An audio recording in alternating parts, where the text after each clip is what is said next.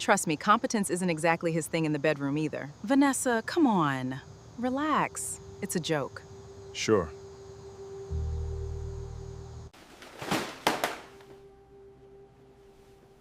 It's a work phone. Okay. Why are you looking at me like that? I'm looking at you. Room 614. 2 guests. Who stayed with you? A colleague. Your regional director? Yes. Then how long had it been going on? Richard Chapman was 42, a senior forensic construction estimator in Columbus, Ohio. To Vanessa's friends, he was predictable, cautious, painfully ordinary. He drove a 7-year-old Ford F-150, fixed his own appliances, and still wore his father's scratched steel Hamilton watch. What they didn't know was that Richard made his living finding the tiny inconsistencies everyone else missed. So when Vanessa laughed in front of 6 friends and said, "Trust me, competence isn't exactly his thing in the bedroom either," Richard didn't answer. He felt cold condensation slide down his beer bottle and looked across the patio. Everyone was laughing, except Brad Whitaker. Brad lowered his eyes. Before we continue, tell me in the comments what country you're watching from and what time it is there right now. And if you enjoy stories where the smallest detail can expose the biggest lie, subscribe to the channel. Because Richard had no idea yet that one man's silence was about to unravel 14 years of marriage. Richard kept looking at Brad Whitaker for perhaps 2 seconds. No longer than that. Long enough to notice. Then he turned back toward the table.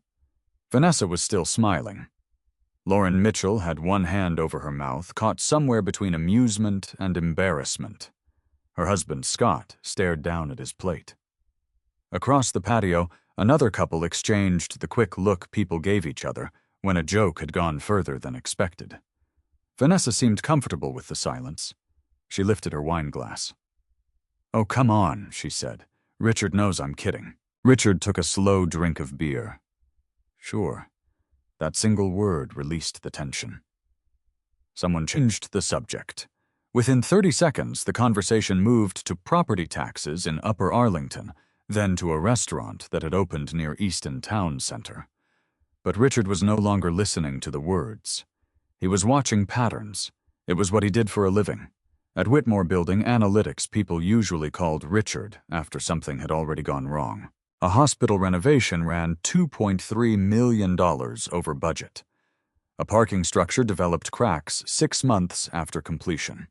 A mechanical contractor claimed delays were caused by weather, while another company blamed defective drawings. Richard would receive boxes of invoices, schedules, photographs, inspection reports, and change orders. Most of it was noise. His job was finding the detail that did not belong. Tonight, that detail was Brad. Brad Whitaker was 44. Tall, clean-shaven, and polished in a way Richard had never tried to be. His navy sport coat probably cost more than Richard's entire outfit. A silver Omega showed beneath his cuff whenever he reached for his glass. Brad was Vanessa's regional sales director at Sterling Ridge Therapeutics. Richard had met him maybe 8 times, always at company events, always briefly. Brad was good at making people feel remembered. He remembered occupations, children's names, vacations. Richard had always assumed that was part of being successful in pharmaceutical sales. Then Brad reached for the bottle of Sauvignon Blanc sitting in the ice bucket. Vanessa's glass was almost empty. She never asked. Brad poured. Not Cabernet. Not the Pinot Grigio beside it. Sauvignon Blanc. Vanessa's favorite. Richard watched the wine rise inside her glass. "Thanks," Vanessa said. Brad was already setting the bottle down. Neither of them looked at the other. It could mean nothing. Richard knew that. Vanessa worked with Brad. They traveled to conferences. They attended dinners. Brad knowing what she drank was hardly proof of anything. Richard mentally placed the detail aside.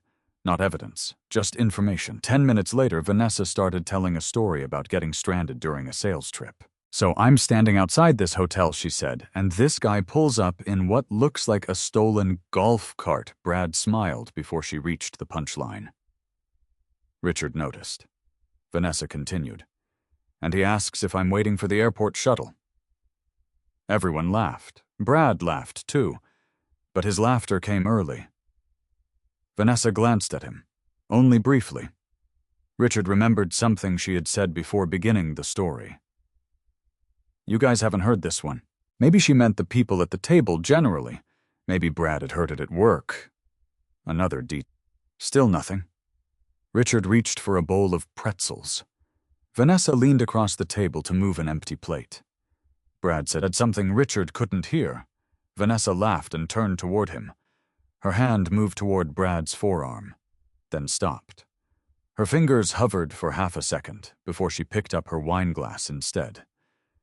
Richard felt something tighten beneath his ribs. Not anger, not yet. Recognition. He had seen movements like that during inspections. A worker stepping around a damaged section of flooring before anyone had told him where the defect was. Sometimes the body knew what the mouth had not admitted. Richard looked away. He refused to build a conclusion from 3 gestures and an ugly joke. That would be easy. Easy was dangerous. By 10:30, people began leaving. Brad was among the first. He shook Richard's hand at the back door. Great night, man. His grip was firm. Richard looked directly at him. Glad you came. Brad held his eyes this time. Then he smiled and walked towards the driveway. Vanessa stood behind Richard. You're being weird. Richard closed the door. How, I don't know. Quiet. Richard almost smiled.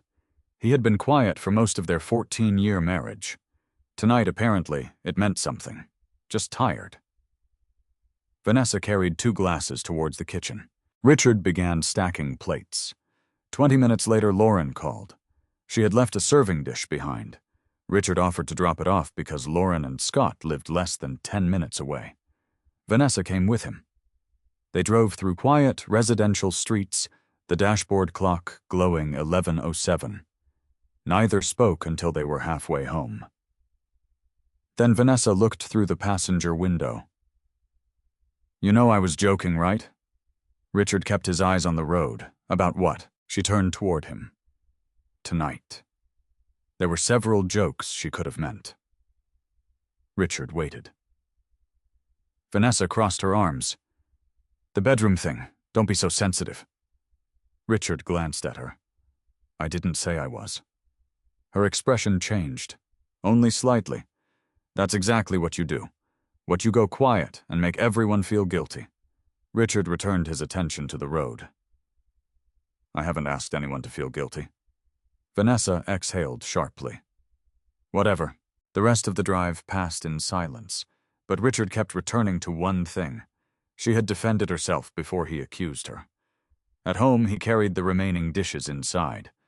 Vanessa disappeared upstairs. Richard locked the back door. Back door switched off the patio lights and checked the thermostat. When he reached the bedroom, he heard the shower running. He stopped in the hallway. Vanessa had showered at 6 that evening before the guests arrived. Again, meaningless by itself. People showered twice, especially after sitting outside on a warm June night. Richard changed his clothes. When Vanessa came out 20 minutes later, she smelled of eucalyptus body wash. She climbed into bed and turned away from him. Within minutes, her breathing became slow. Richard remained awake. At 12:18 a.m., he went downstairs.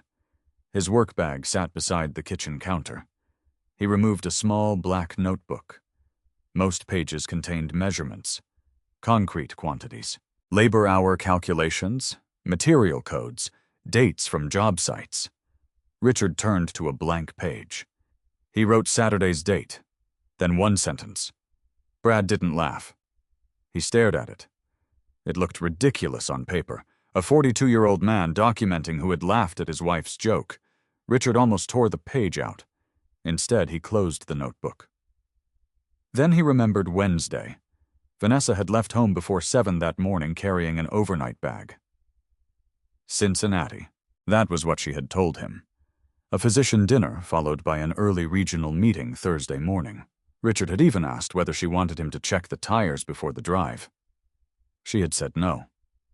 At the party tonight, Brad had been talking with Scott near the grill. Richard had heard only part of their conversation. Something about travel. Then Brad had said, "Wednesday killed me. I didn't get home until Thursday." Richard stood motionless in the kitchen. 2 coworkers traveling during the same week meant nothing. 2 coworkers traveling on the same night still meant almost nothing. Columbus to Cincinnati was a common business route. Richard knew that. He also knew something else. Vanessa had told him Brad was supposed to be covering accounts north of Columbus that week. He remembered because she had complained that his absence left her handling an extra physician presentation. Richard opened the notebook again. Under the first sentence, he wrote, "Wednesday, Vanessa, Cincinnati." Then Brad away Wednesday night. He put down the pen. There was no accusation, no conclusion, just 2 lines. Richard closed the notebook and returned it to his work bag. Upstairs, Vanessa was sleeping. Her phone rested on the nightstand beside her. Richard could have picked it up. He didn't. He climbed into bed and stared at the ceiling. At 1:03 a.m., Vanessa shifted beneath the sheets and turned toward him. Richard closed his eyes. For 14 years he had trusted the life beside him because he had never believed it, needed auditing. Now, for the first time, he wondered whether the problem had been there for months, and whether he had simply been looking in the wrong place. Richard did nothing on Sunday. That was deliberate. He made coffee at 6:40 in the morning, scrambled 4 eggs, and replaced the loose hinge on the cabinet beneath the kitchen sink. Vanessa came downstairs shortly after 8. She wore gray leggings, an oversized Ohio State sweatshirt, and the expression of someone who had already decided the previous night no longer deserved discussion. "Coffee?" Richard asked. "Please." He poured her a cup. Vanessa checked her phone while he cleaned the skillet. No apology came. Richard did not ask for one. Around 10, Vanessa left to meet Lauren for brunch at the Guild House downtown. Richard watched her white Lexus disappear from the driveway. Then he went into the garage. Not to follow her. Not to search her belongings. He needed the mileage from the Lexus. Richard had recorded it 3 weeks earlier, after changing the cabin air filter and checking the tires before Vanessa's supposed run of summer travel. He kept maintenance records for both vehicles in a gray binder on the garage shelf. Oil changes, tire rotations, brake replacements, mileage, receipts. Vanessa used to tease him about it. "You probably know more about my car than I do." Richard had always answered the same way. That's why it starts. He pulled down the binder. The last entry for the Lexus had been Tuesday, June 9th. 116 miles. Vanessa's Cincinnati trip had been Wednesday, June 10th. Richard had filled the Lexus with gas Thursday afternoon after she returned. The receipt was still clipped inside the binder. The mileage printed in Richard's handwriting beside it was 179. He subtracted automatically. 63 miles. Richard stared at the number. He knew the distance to Cincinnati without checking. Roughly 100 miles each way, depending on destination. More than 200 round trip. 63 did not get Vanessa from Upper Arlington to Cincinnati. It barely got her across Columbus and back a few times. Richard sat on the wooden workbench. There were explanations. He forced himself to list them before allowing anything else into his mind. Maybe Vanessa had driven to a co-worker's house and ridden with them. Maybe she had used a rental vehicle. Maybe Sterling Ridge had arranged transportation. Maybe the meeting had moved. Maybe Richard had recorded the mileage incorrectly. That last possibility was easy to test. He opened his phone. On June 9th, he had photographed a small crack beginning to form in the Lexus windshield because Vanessa wanted to know whether insurance would cover it. The odometer was visible at the bottom of the photograph. 116. Richard put the phone down. Still not proof. He returned the binder to the shelf. At Whitmore Building Analytics on Monday morning, Richard arrived at 7:12. His office was on the 4th floor of a brick commercial building near Grandview Heights. By 7:30, he was reviewing cost records from a hospital renovation outside Dayton. The project had exceeded its mechanical budget by $2.3 million. 3 contractors blamed one another. The mechanical subcontractor blamed revised drawings. The general contractor blamed labor shortages. The engineering consultant blamed material delays. Richard ignored the arguments. Arguments were cheap. He opened the schedule, then the invoices. At 9:16, he found a discrepancy. A mechanical contractor claimed 48 workers had been delayed for 9 days. Payroll records showed 29. One number did not settle the dispute, but it told Richard where to look next. At 12:04, Vanessa texted him, "Dinner tonight?" Richard looked at the screen. "Sure. What time 7 works for me." A heart appeared beneath his message. Richard stared at it longer than he should have. 3 weeks earlier, it would have meant nothing. Now even affection felt like something he had to evaluate. He hated that. At lunch, Richard opened the joint credit card account. He and Vanessa had used the same household card for groceries, utilities, restaurants, gasoline, and travel for years. There was nothing secret about the account. Both names were on it. Richard downloaded 4 months of statements. He told himself he was looking for one thing. June 10th, he found it. 7:42 p.m., 18634, Briar and Oak, Dublin, Ohio. Richard knew the restaurant. He and Vanessa had eaten there for Lauren's birthday the previous year. Dublin was not Cincinnati. He leaned back. A memory returned with uncomfortable precision. Thursday evening, Vanessa had stood at the kitchen island while Richard reheated leftover chicken. She had complained about the dinner in Cincinnati. The salmon was dry, but they had this bourbon glaze that was actually pretty good. Richard remembered asking which restaurant. She had said she couldn't remember. Someplace near Fountain Square. She had even complained about parking. Richard looked again at the statement. Briar and Oak, 18634. A dinner for one person could cost that much. But it usually did not. He opened a blank spreadsheet. The first column was date. The second was Vanessa's stated location. The third was confirmed transaction. The fourth was notes. Richard entered June 10th. He hated himself a little for doing it. Not because he believed it was wrong. Because marriage was not supposed to require columns. That evening, Vanessa came home at 6:38, carrying a bottle of Pinot Noir. She kissed Richard lightly on the cheek. Peace offering. For what? She gave him a look. Saturday. Richard took the bottle. You don't owe me wine, I know. They ordered Thai food. Vanessa talked about a new territory assignment at Sterling Ridge. She complained about a physician group in Dayton and told him Brad was considering reorganizing their sales teams. Richard listened. Brad's name came naturally from her mouth. No hesitation, no visible tension. Richard wondered whether that should reassure him. It did not. He asked no questions about Wednesday.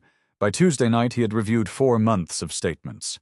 He found 7 Wednesdays that bothered him. February 12th, February 26th, March 18th, April 8th, April 29th, May 20th, June 10th.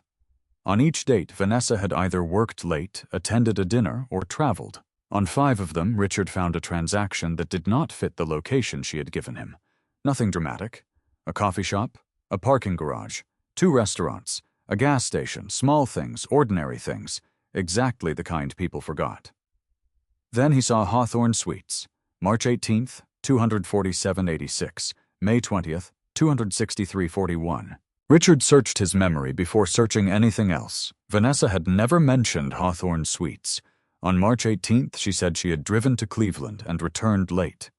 On May 20th, she supposedly stayed overnight near Cincinnati. Richard examined the following mornings. March 19th, 6:51 a.m., 1472 at North Star Cafe. May 21, 7:08 a.m., 11:46 at a coffee shop on Olentangy River Road, both in Columbus. His stomach tightened. He minimized the spreadsheet. For several minutes, he stared at the hospital files on his desk. Then he returned to work. That afternoon, the Dayton hospital case gave him the answer he had been looking for. The disputed labor shortage had not happened once. It appeared on 6 consecutive weekly reports. Same inflated headcount, same explanation, same billing pattern. Richard circled the numbers. One discrepancy could be a mistake. Two could be coincidence. Repetition was different. Repetition meant structure. At 5:26, Richard reopened his personal spreadsheet. 7 Wednesdays, 2 hotel charges, 5 location inconsistencies. He added one more column. Brad. Richard did not know Brad's schedule. He had no legitimate access to it. So he left the cells blank. Blank was better than guessing. That night, Vanessa was sitting on the couch when Richard arrived home. Long day, pretty normal. She smiled without looking away from the television. Richard went upstairs. He stood inside their bedroom for a moment. 14 years of photographs covered the dresser. Their wedding, Yellowstone, Charleston, Vanessa laughing beside Lake Erie. A picture from their 10th anniversary. Nothing in those photographs looked false. Maybe none of it had been false then. That possibility somehow hurt more. Richard went downstairs and opened his notebook. He copied the 7 dates by hand. Under May 20th, he wrote Hawthorne Suites $263.41. Then he checked the statement one final time. There was another transaction he had overlooked because the amount was so small. May 21st, 8:03 a.m., 685. A bakery less than half a mile from Hawthorne Suites. Richard looked at March 19th. There was one there too. 820 different cafe. Same neighborhood, hotel at night. Breakfast nearby the following morning. Twice. Richard closed the laptop. From the living room, Vanessa laughed at something on television. He could hear the familiar sound through the kitchen doorway. For 14 years, Richard had believed familiarity meant knowledge. Now he understood the difference. He knew Vanessa's coffee order, her shoe size, the way she folded towels, the temperature she wanted the bedroom at night. But somewhere between those ordinary facts were 7 Wednesdays he could not explain, and 2 nights at a hotel his wife had never once mentioned. Richard waited 3 days before calling Michael Bennett. He needed those 3 days, not to find more evidence, to make sure he could explain what he already had without sounding like a man trying to turn suspicion into certainty. Michael had known Richard since they were 19. They had met during their freshman year at Ohio State, lost touch briefly after graduation, then somehow ended up living less than 20 minutes apart. Michael became a family law attorney. Richard became the man companies called when concrete cracked budgets exploded and contractors started pointing fingers. Different professions, similar habits. Neither trusted a story until the documents agreed with it. They met Thursday afternoon at Michael's office at Bennett, Crawford, and Pierce on South High Street. Michael closed the door. What happened? Richard placed his black notebook on the table. My wife made a joke. Michael stared at him. You called a divorce attorney because Vanessa made a joke. No. Richard opened the notebook. I called because Brad Whitaker didn't laugh. Michael said nothing. Richard explained everything. The anniversary party, Brad pouring Vanessa's favorite wine, the story Brad appeared to recognize, Vanessa almost touching his arm, the 63 miles, Briar and Oak, 7 Wednesdays, Hawthorne Suites. Michael listened without interrupting. When Richard finished, Michael leaned back. You have evidence that Vanessa has lied to you about where she's been. Yes. You do not have evidence that she's sleeping with Brad Whitaker. No. Good. Richard frowned. What's good about that? That you know the difference. Michael picked up a pen, but did not write. Now I need you to listen carefully. Richard nodded. Do not guess her passwords. Do not access a private email account. Do not install anything on her phone. Do not put a tracker on her car. Do not impersonate her to get records. And do not follow her around hoping to catch her. I wasn't planning to. I know, I'm telling you anyway. Michael leaned forward. And absolutely do not confront Brad. Richard's jaw tightened. I haven't. Keep it that way. Michael paused. If this is nothing, you don't want to destroy your marriage over suspicion. If it is something, you don't want to damage your legal position because you lost your temper. Richard looked through the office window. Traffic moved slowly below. What am I supposed to do? Live your life. Richard looked back. That's your legal advice. My legal advice is to preserve information you already have a legitimate right to possess. Joint financial statements, your own communications, household records, things voluntarily sent to you. Nothing more. Michael tapped the notebook. And stop thinking like a husband for 5 minutes. Richard's expression hardened. Michael continued, You're hurt. Hurt people want answers immediately. Your job doesn't work that way. No. You inspect first. Yes. You document. Yes. Then you decide what the evidence actually says. Richard understood. Suspicion, documentation, evidence, 3 different things. He left Michael's office at 4:17. At home that evening, Vanessa was in the kitchen opening a package. How was work? Fine. Mine was a disaster.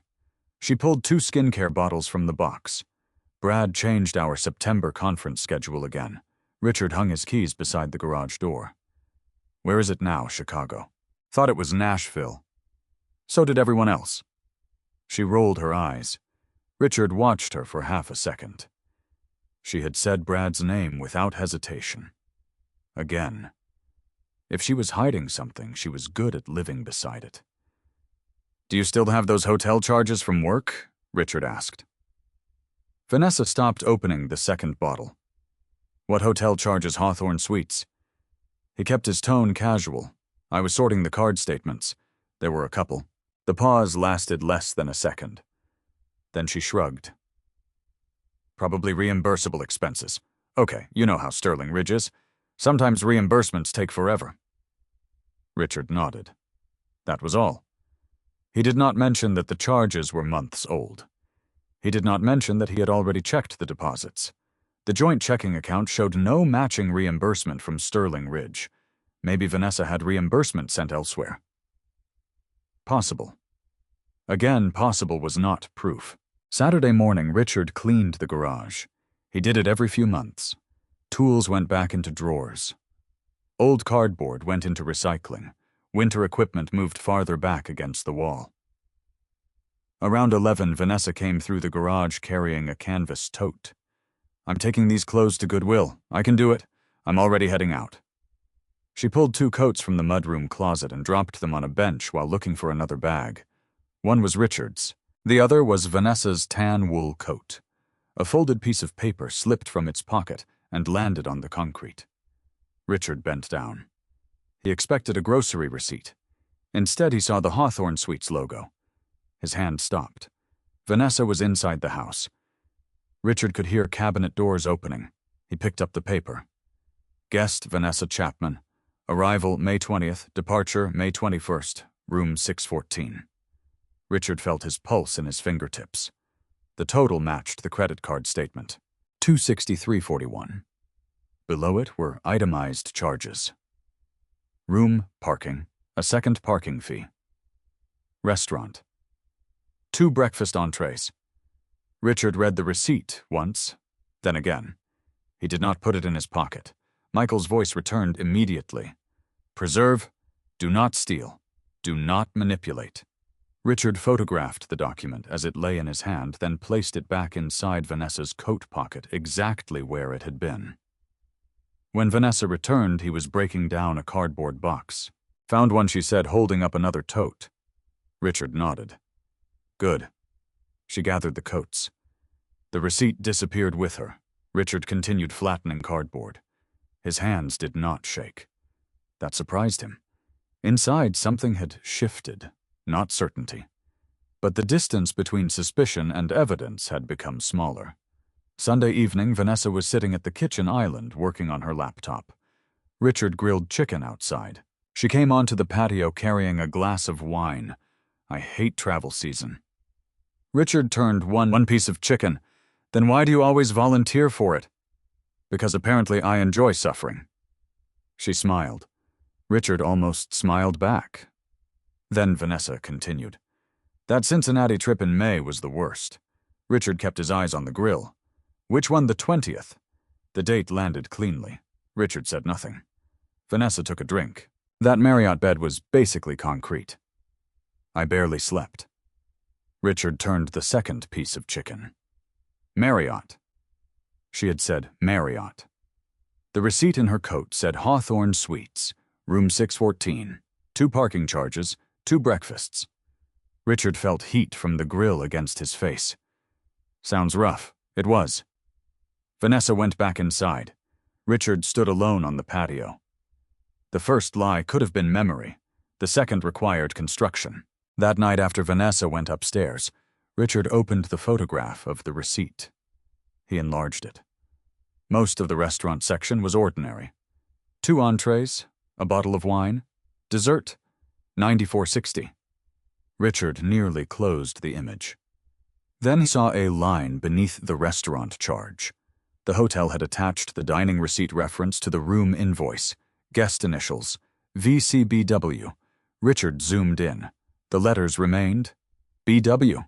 His first thought was that they could belong to anyone. Brian Williams, Beth Walker, Benjamin Wright. There were millions of people in America whose names fit those initials. But Richard knew only one BW connected to Vanessa.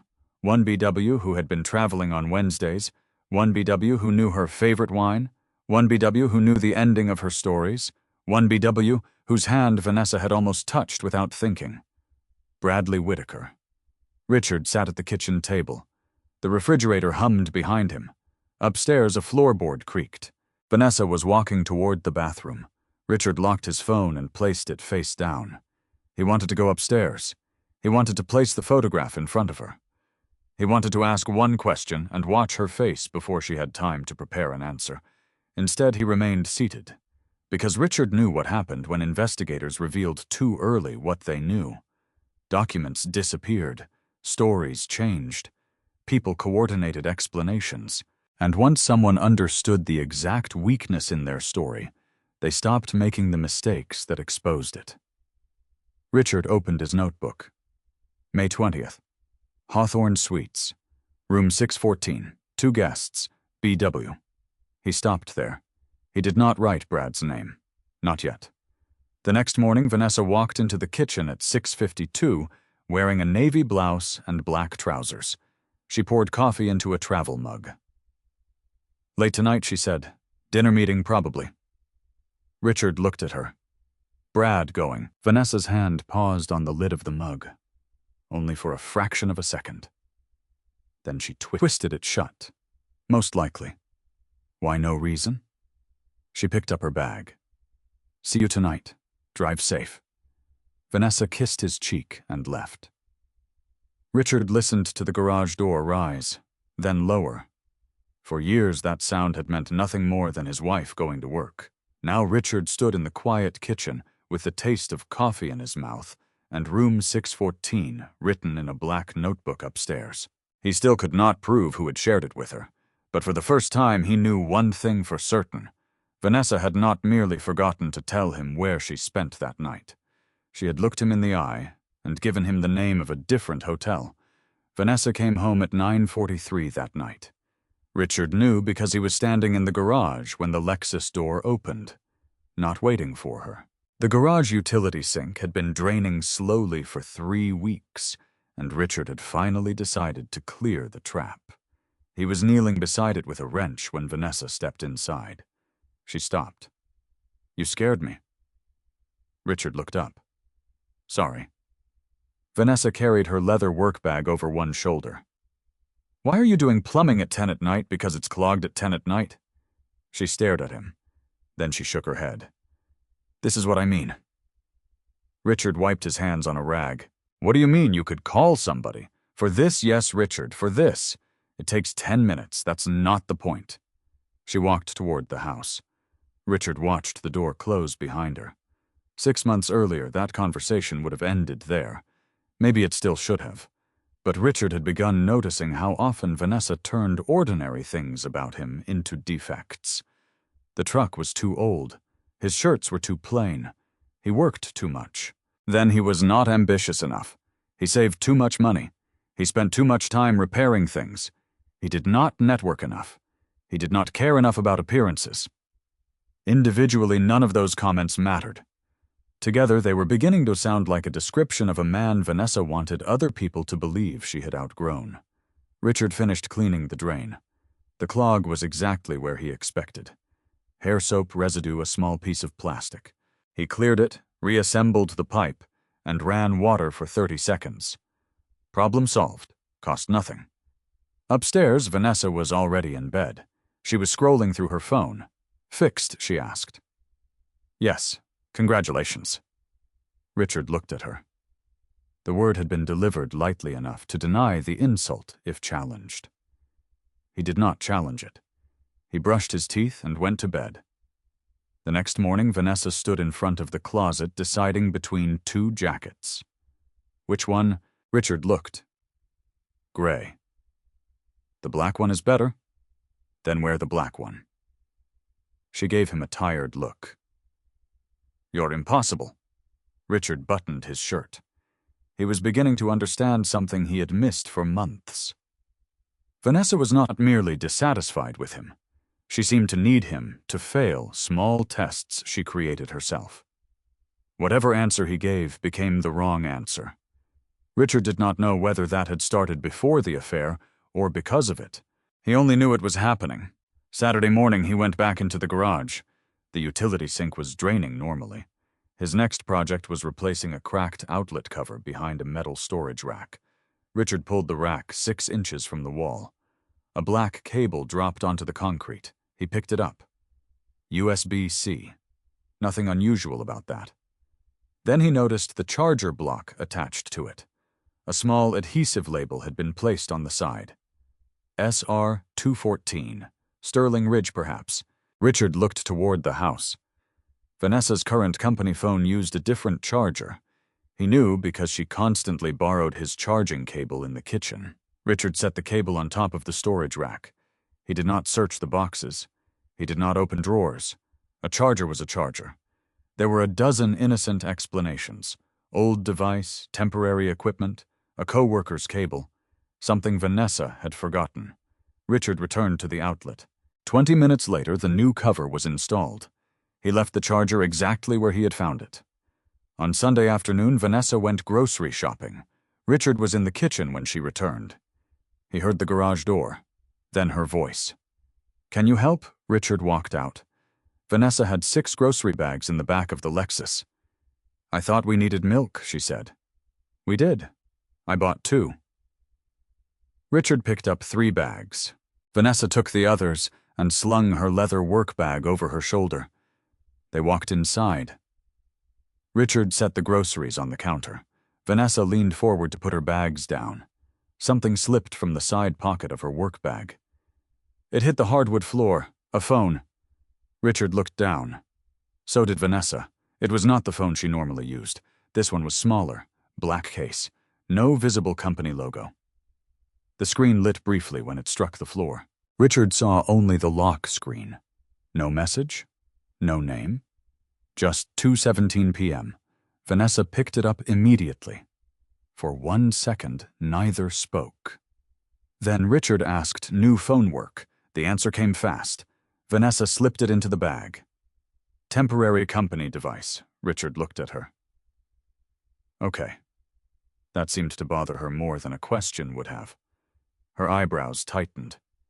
What nothing? You're doing that thing again? Richard opened the refrigerator and put the milk inside.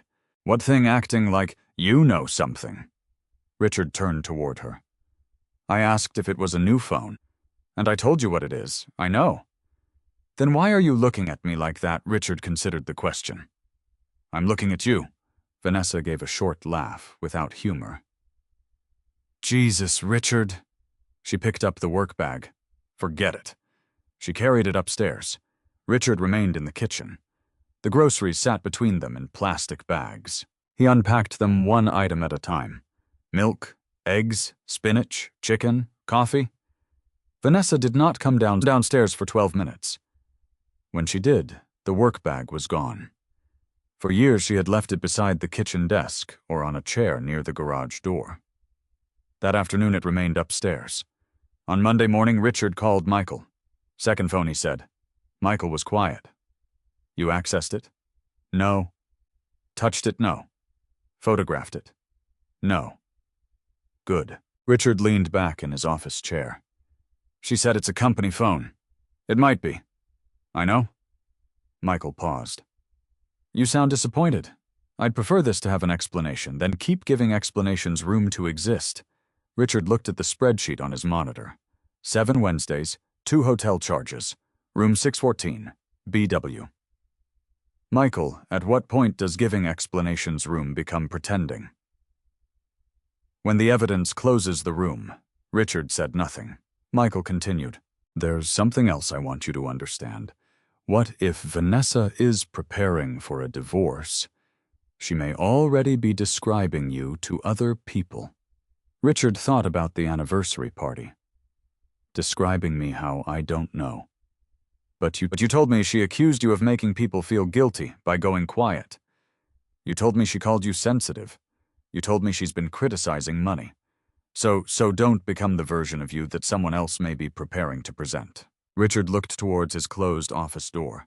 Michael's voice became firmer. No grabbing phones, no blocking doors, no screaming, no following her, no confronting her boss in a parking lot. I wouldn't. I know you wouldn't. I need you to keep not doing it. Richard rubbed his forehead. Understood. Michael hesitated. And there's another reason I called you back yesterday. Richard sat straighter. What happened? A professional contact asked me something unusual. What? Michael chose his words carefully. Someone at another family law firm was trying to understand compensation structures at Whitmore Building Analytics. Richard's fingers stopped moving. Why they didn't mention you by name to me, but the description was specific. Senior forensic estimator. Base salary, annual performance bonus, deferred compensation, retirement structure. Richard stared at the wall. There were only a handful of people at Whitmore with that compensation package. Michael continued. I made 2 calls this morning, and the inquiry appears connected to a consultation involving Vanessa. The office seemed to become quieter. Richard could hear the air vent above him. A printer somewhere down the hallway, someone laughing near reception. When Richard asked, when did she consult them? I don't have an exact date yet, but it wasn't last week. Richard's jaw tightened. How long? At least several weeks ago. Several weeks. Before the anniversary party. Possibly before Richard noticed Brad. Richard looked at the photograph of Vanessa on his desk. It had been taken 3 years earlier in Charleston. She was standing beside him near Waterfront Park, one hand around his waist, laughing into the wind. For the first time since this began, Richard felt something colder than jealousy. Preparation. Vanessa might not simply have been hiding an affair. She might have been planning an exit while still living beside him, asking about his work, sleeping in his bed, watching television on his couch, calling him predictable. Richard opened his notebook. He wrote second phone, then beneath it, family law consultation. He stopped. A memory surfaced. 2 weeks earlier, Vanessa had asked him something while they were brushing their teeth. Richard had barely registered it at the time. She had asked whether Whitmore's deferred compensation would still vest if the company were acquired. He had laughed and said he had no idea. Now the question returned with different weight. That evening, Vanessa was unusually warm. She ordered pizza from Richard's favorite place. She opened a bottle of wine. She sat beside him on the couch instead of at the opposite end. At 9:20, she rested her head briefly against his shoulder. Richard remained still. He could smell her shampoo. For 14 years, that scent had meant home. Now he could not stop thinking about room 614. At 9:47, Vanessa looked up. How's Whitmore doing? Fine. I mean financially. Richard turned toward her.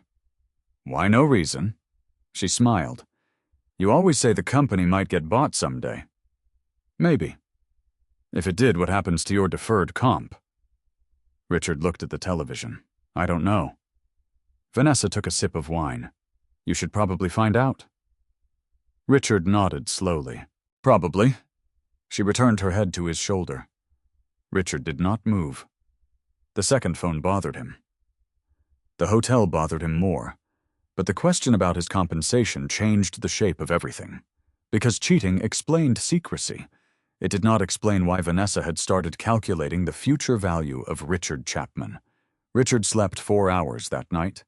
At 5:31 a.m., He stopped pretending. He got out of bed without waking. Vanessa pulled on sweatpants and went downstairs. The house was dark. He made coffee and sat at the kitchen table with his laptop. For the first time since the anniversary party, Richard stopped asking whether Vanessa was cheating. That question was becoming almost secondary. The hotel. Brad's initials. The second phone. Those details pointed toward one kind of betrayal. The family law consultation pointed toward another. Richard opened the joint savings account. He and Vanessa had built it slowly. Emergency money, property taxes, home repairs, the kind of account married people created, because they assumed they would still be married when the roof eventually needed replacing. Balance 6 months ago, $86,420. Current balance, $62,311. Richard stared at the difference. They had spent money recently. A new water heater, insurance, a weekend in Nashville. But not $24,000. He downloaded 12 months of transactions. At 5:54, he found the first one. April 3rd, transfer $14,800, description tax reserve. Richard frowned. Their accountant handled estimated taxes. Richard opened the folder containing their tax documents. No $14,800 payment. No matching withdrawal from another account. Nothing. He returned to the bank statement. The transfer destination showed only the final 4 digits. An account Richard did not recognize. He did not try to access it. He wrote down the number. Then he kept looking. April 17th, 3,200. May 4th, 2,750. May 28th, 3,250. Total 9,200. Same destination. Richard added the numbers. $24,000. Exactly. He sat back. The refrigerator compressor clicked on. Upstairs, Vanessa was still asleep. $24,000 had left an account with Richard's name on it, and he had never noticed. That fact embarrassed him more than he expected. Not because he needed to control every dollar. Because numbers were his profession. He found missing steel in construction budgets. He caught duplicated invoices buried inside 1,000-page cost reports. At home, he had trusted the label. Tax reserve. 2 words had been enough. At 6:22, Vanessa came downstairs. She stopped when she saw him. "You're up early. Couldn't sleep." Richard closed the laptop. Vanessa opened the refrigerator. "Everything okay?" "Work." The lie felt unpleasant. Small. Necessary. Vanessa took out yogurt. "You work too much." Richard almost laughed. Instead, he poured more coffee. At 8:05, he called Michael from his truck outside Whitmore. "I found $24,000. There was a pause. "Missing transferred. From where joint savings?" "To an account I don't recognize." "Can you access that account now?" "Don't try." "I wasn't going to." "Good. Send me the statements you already have legitimate access to." Richard looked through the windshield. "What should I do with the rest of the money?" "Nothing impulsive. She's moving it. Maybe. We need to establish what the transfers actually are. The first one says tax reserve. There was no tax payment, I understand?" Michael's voice remained measured. "Richard, listen carefully. Protecting yourself does not mean draining accounts before she can. That can become its own problem, so I leave everything there. You preserve records. We discuss legitimate steps. Your future salary can potentially go into an individual account, but marital property questions are more complicated than whose name appears on the bank statement." Richard rubbed his thumb against the edge of his steering wheel. "I want everything clean." "Then keep it clean."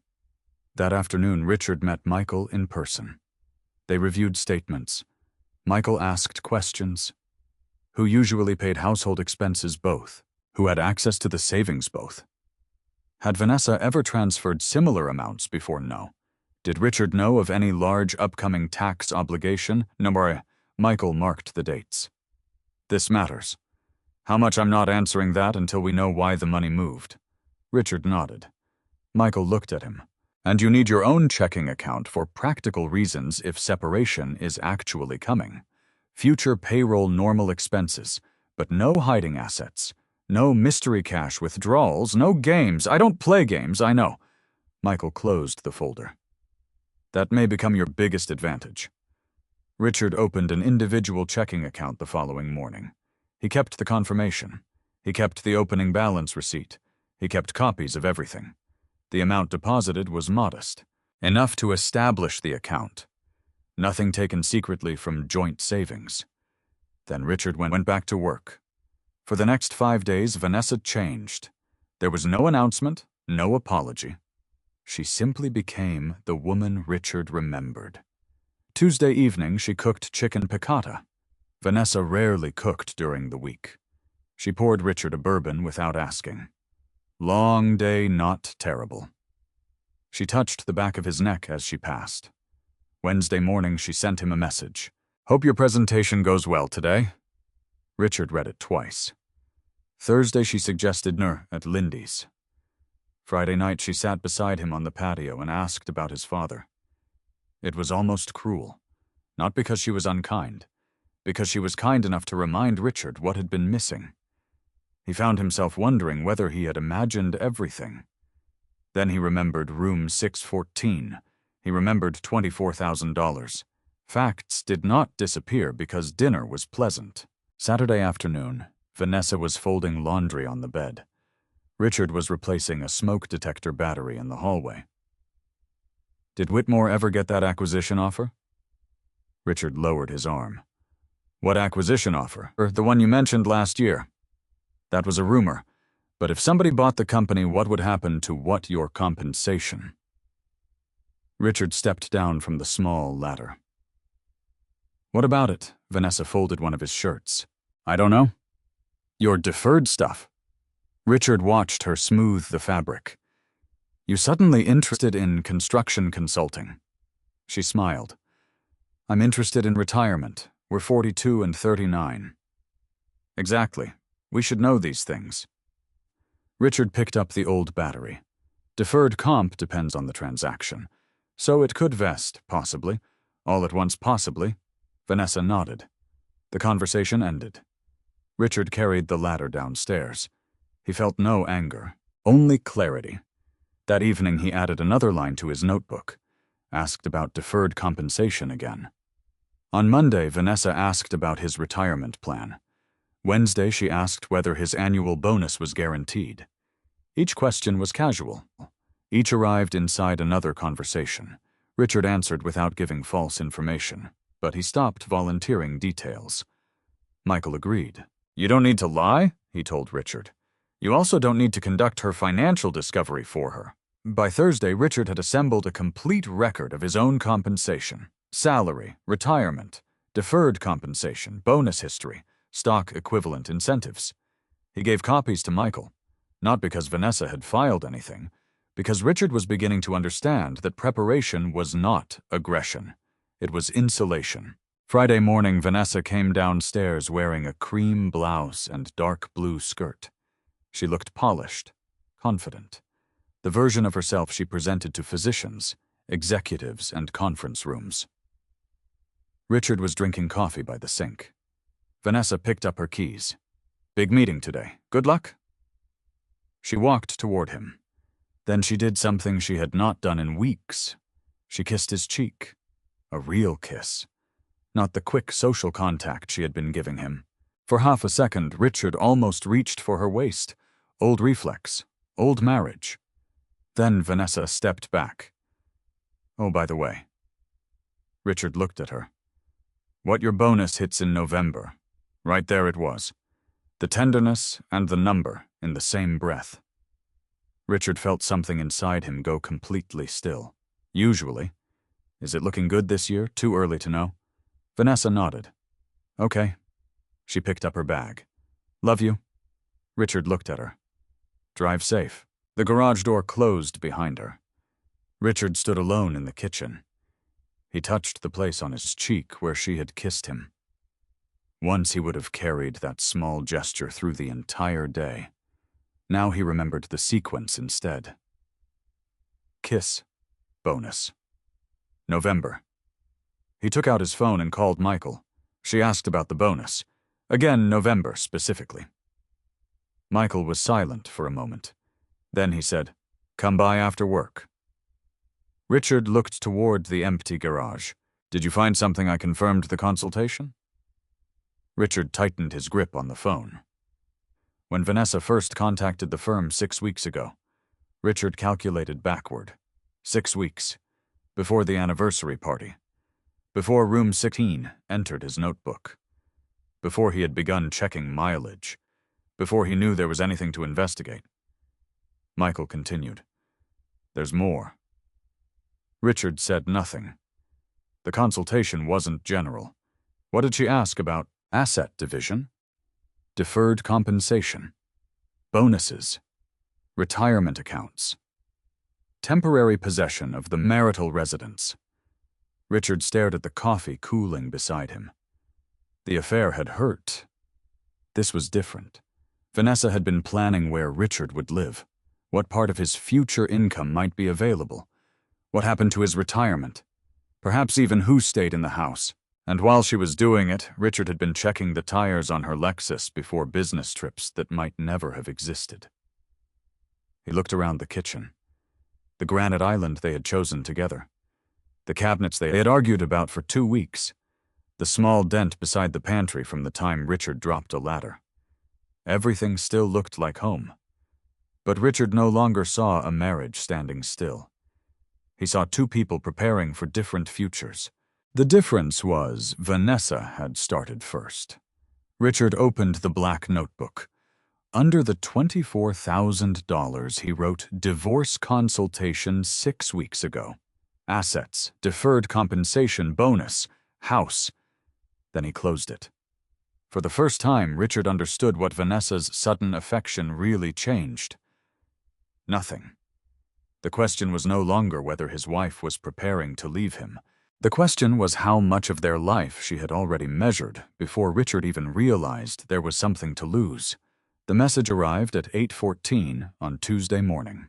Richard was sitting in a conference room at Whitmore Building Analytics, reviewing a mechanical estimate for a new outpatient center in Dayton. His phone vibrated once. He ignored it. 5 minutes later, it vibrated again. When the meeting ended, Richard returned to his office and looked at the screen. The first message was from a number he did not recognize, Richard Chapman. The second came 6 minutes later. "My name is Allison Whitaker. I'm Brad's wife. I need to ask you something about Vanessa." Richard read it twice. Then a third message appeared. "Was your wife in Cincinnati on May 14th? Richard did not answer immediately. He closed his office door. For the past several weeks, he had imagined dozens of ways the truth might surface. A confession, a photograph, a careless message. Vanessa forgetting one lie and replacing it with another. He had never imagined Brad Whitaker's wife would contact him first. Richard opened the black notebook. May 14th was not one of the 7 Wednesdays he had documented. It was a Thursday. He checked the shared calendar on his laptop. Vanessa had an entry. Cincinnati cardiology dinner, / overnight. Richard remembered the trip. Vanessa had complained about Interstate 71 construction before leaving. She returned Friday morning carrying a Starbucks cup and told him she had barely slept. Richard picked up his phone. "Yes, she told me she was in Cincinnati that night." The reply came almost immediately. "Brad told me he was in Indianapolis." Richard stared at the words. He typed 3 different responses, deleted all of them. Finally, "Why are you asking me?" The typing indicator appeared, disappeared, returned. "Because I don't think either of them was where they said they were." Richard leaned back. He felt no satisfaction, no vindication, only pressure beneath his ribs. He called Michael. "Brad's wife contacted me." Michael became quiet. "What did she send?" Richard read the messages. "Don't turn this into an investigation partnership," Michael said. "I wasn't planning to. You can talk to her. Just stay disciplined. If she has information she legitimately possesses, that's one thing. Don't encourage her to break into accounts or obtain things she doesn't have a right to access. I understand. And don't feed her conclusions." Richard looked at Allison's last message. What do you mean? If she says Brad was cheating, don't tell her she's right because you suspect, Vanessa. Stick to what you actually know. Facts. Again. Richard thanked him and ended the call. He replied to Allison, "Can you talk after 5?" They met at 5:40 in a coffee shop near Grandview Heights. Richard arrived first. Allison entered 7 minutes later. He recognized her from company events. 41. Dark blonde hair pulled back, navy scrubs beneath a light jacket. She worked as a pediatric occupational therapist at a rehabilitation clinic in Dublin. Allison sat across from him. For several seconds, neither knew where to begin. Finally, she said, "This is strange." "Yes, I almost didn't contact you." Richard folded his hands around his coffee cup. "Why did you?" Allison looked toward the window. "Because I started writing down dates." That sentence got Richard's attention. What dates? Nights Brad didn't come home. She took a folded sheet of paper from her purse. She did not hand it over immediately. "I'm not asking you to believe anything." "Good." That surprised her. Richard continued, "I'm trying not to believe anything I can't support." Allison nodded slowly. "Then we're doing the same thing." She placed the paper on the table. Richard looked. 9 dates. 3 overlapped with his 7 Wednesdays. March 18th, April 29th, May 20th. Richard felt his jaw tighten. "What did Brad tell you about May 20th, Cleveland?" Vanessa had told Richard Cincinnati. Hawthorne Suites had been in Columbus. 3 cities, 1 night. Richard did not say what he was thinking. Instead, he asked, "What made you suspicious?" Allison looked down at her coffee. "Money." Richard waited. "Brad has always spent too much," she said. "Restaurants, clothes, watches. I stopped fighting about it years ago." She gave a humorless smile. "But I know what he spends." She reached into her purse again. This time she removed a credit card statement, our joint card. Richard did not touch it until she pushed it toward him. A transaction had been highlighted. May 18th. Harrington Jewelers, 3 out 140. Richard felt the room narrow. Allison said, "My birthday is in January." Richard said nothing. "Our anniversary is October." Still nothing. "I didn't get jewelry." Richard remembered a Saturday morning in May. Vanessa had walked downstairs wearing a thin diamond bracelet. He had noticed because it caught the sunlight while she poured coffee. "That new?" he had asked. Vanessa had looked at her wrist. "My mom gave it to me." For what? She saw it and thought of me. Richard had smiled. "That sounds like your mom." Now he looked at $3, $8, and $40 printed beside Harrington Jewelers. He forced himself to stay precise. "Do you know what he bought?" "No." "So we don't know that this has anything to do with Vanessa." Allison studied him. "You really talk like that?" "Like what? Like you're under oath." Richard looked at the statement. "Right now I think that's safer." Allison almost smiled. Then her expression changed. "There's more." She opened her phone. "I went to one of Brad's conferences last year. Where's Chicago?" Richard waited. "Sterling Ridge had a reception at the hotel. I took pictures." She scrolled. "I wasn't looking for anything then. I didn't even notice this until last night." She placed the phone on the table. The photograph showed perhaps 20 people in a hotel lobby. Brad stood near the center with 3 colleagues. Vanessa was not beside him. She appeared near the edge of the frame, partially turned away. Nothing unusual. Richard looked at Allison. "What am I looking at, the mirror?" She enlarged the image. Behind the group was a wide decorative mirror. The angle captured another section of the lobby outside the photograph's direct frame. 2 figures appeared in the reflection. Vanessa, Brad. Richard leaned closer. Vanessa's face was turned toward Brad. Their bodies were close, and down near the bottom of the reflection their hands were joined, not touching accidentally. Joined. Fingers folded together. Richard stopped breathing for a moment. The photograph had been taken 11 months earlier, long before room 614, long before 7 Wednesdays, long before Vanessa mocked him in front of her friends. Allison watched him. Richard did not look up. He studied the image as if it were a construction photograph. Position, reflection, clothing, context. Could it be misleading? Could perspective make two separate hands appear connected? He enlarged it further. No. Vanessa's fingers were between Brad's. Richard sat back. His coffee had gone cold. "I'm sorry," Allison said. Richard looked at her. It was the first emotional statement either of them had made. He nodded once. "Me too." Allison put the phone down. "Do you want me to send it?" Richard hesitated. "Yes." "If it's your photograph and you're comfortable doing that, it is." She sent the original image. Richard did not open it again.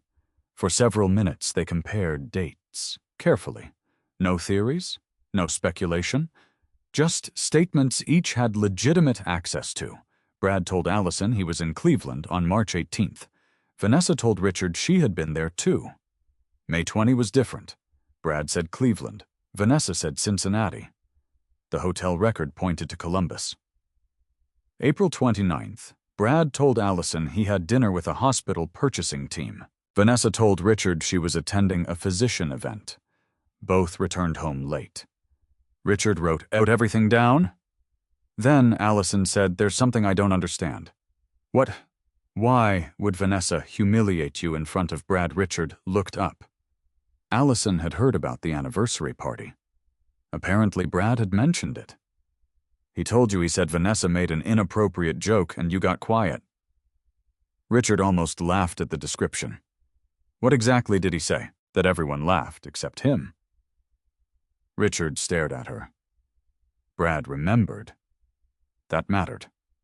Not legally, not financially. But it mattered to Richard. The moment had registered with Brad, too. Allison looked uncomfortable. "Do you think he knew why she said it?" "I don't know." "Do you think she was comparing you to him?" Richard's hand tightened around the coffee cup. For the first time during the meeting, anger moved through him cleanly, fast, hot. He imagined Brad sitting on Richard's patio, drinking Richard's beer, listening while Vanessa reduced 14 years of marriage to a sexual joke, knowing something Richard did not. Richard let the feeling pass before answering. "I'm not going to guess." Allison nodded. They left at 7:03. Richard sat in his Ford for several minutes before starting the engine. He opened the photograph once. Chicago. 11 months earlier. Vanessa and Brad reflected in the mirror. Holding hands.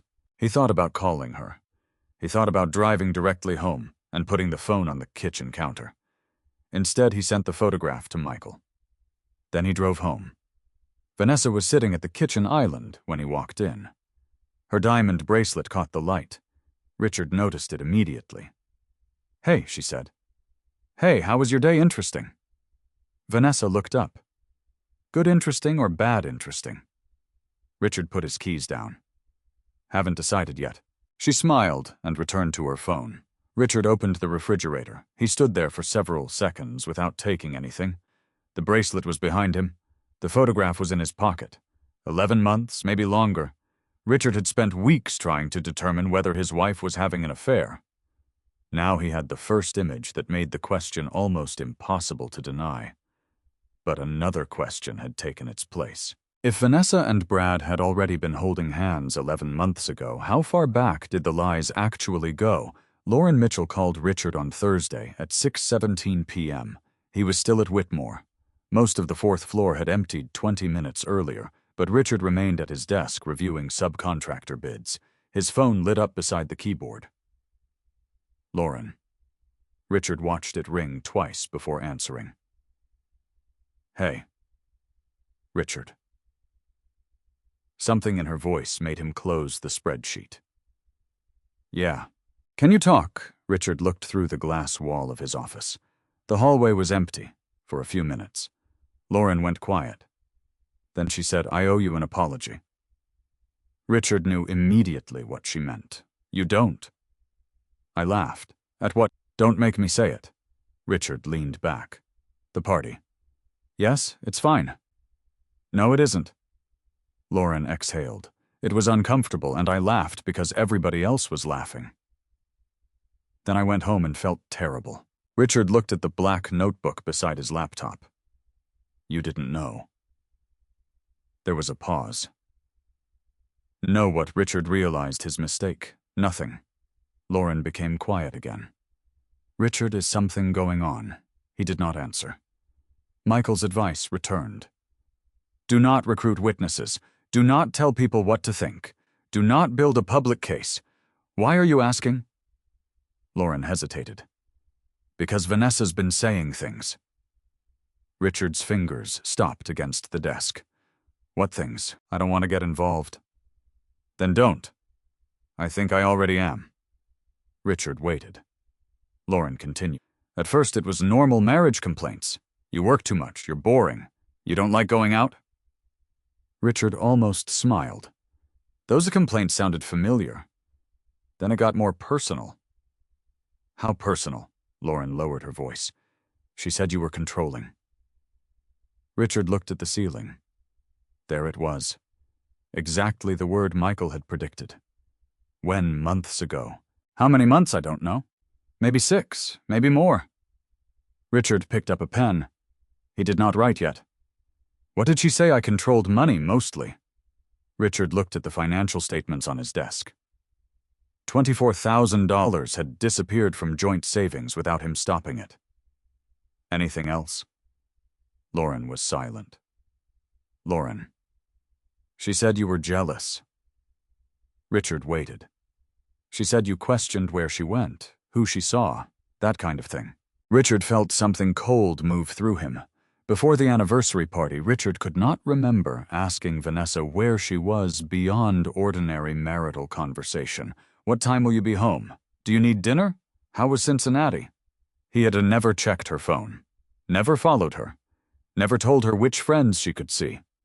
Yet somewhere outside their home, a different Richard Chapman had already been introduced. Lauren continued.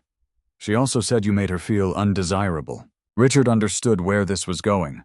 The joke at the anniversary party returned. Competence isn't exactly his thing in the bedroom either.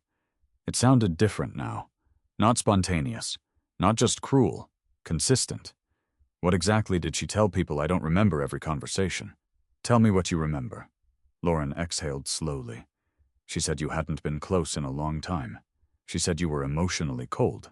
She said intimacy was terrible. She said she felt trapped. Richard closed his eyes briefly.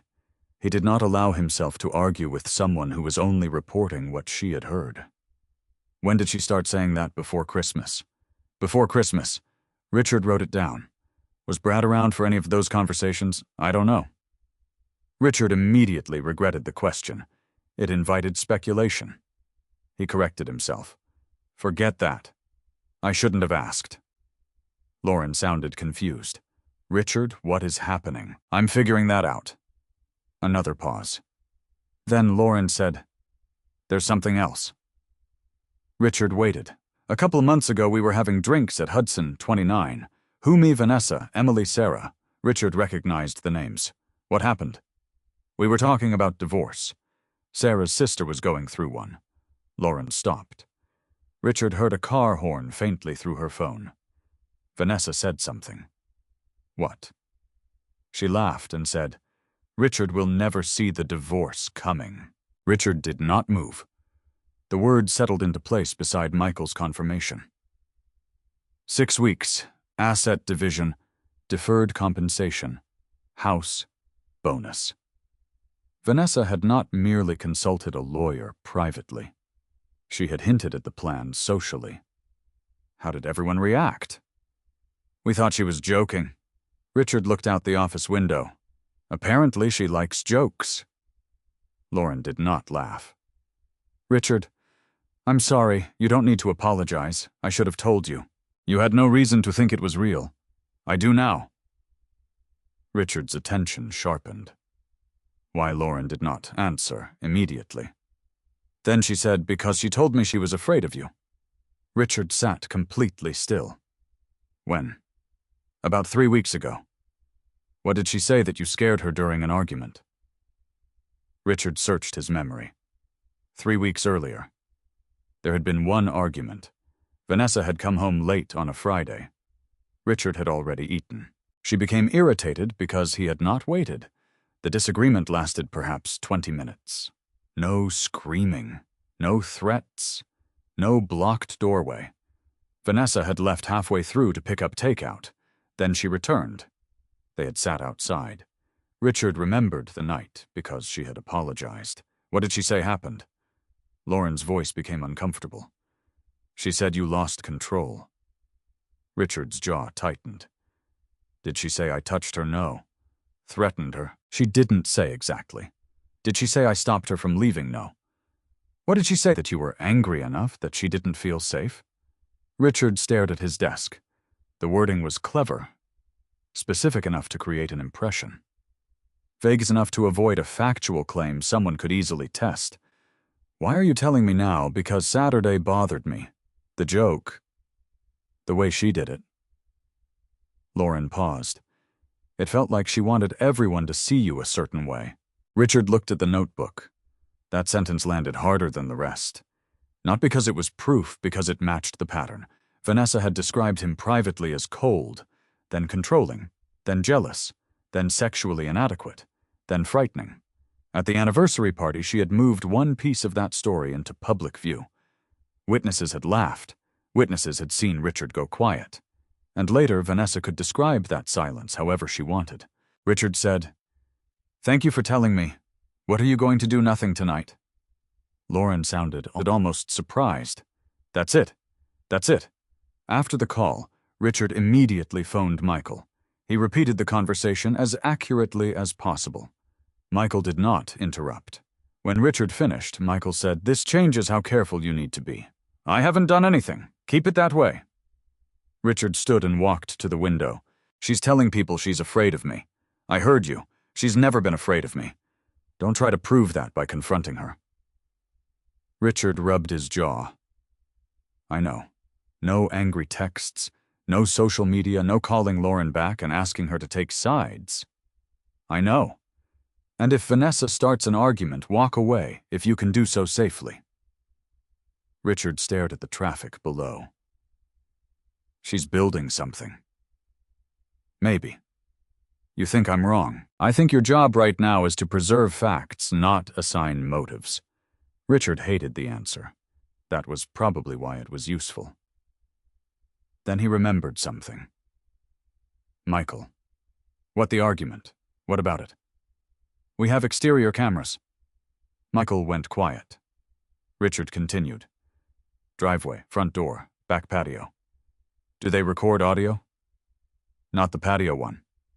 The front camera might pick up sound near the door. Do not alter anything." "I won't." "When does the system overwrite?" Richard opened the security app on his phone. 30 days. When was the argument? He checked his calendar. 23 days ago. Michael's voice changed. "Preserve the footage tonight." Richard left the office. At home, Vanessa was not there yet. He went directly to the small desk in the guest room where the security hub was connected. The system stored clips automatically. Richard entered the date. 7:06 p.m. Vanessa's Lexus entered the driveway. 7:09. She walked inside carrying her work bag. 7:41. The front door opened. Vanessa came outside. Richard watched carefully. She was not running. She was not crying. She looked irritated. She got into the Lexus and drove away. 21 minutes later, she returned, carrying a white takeout bag.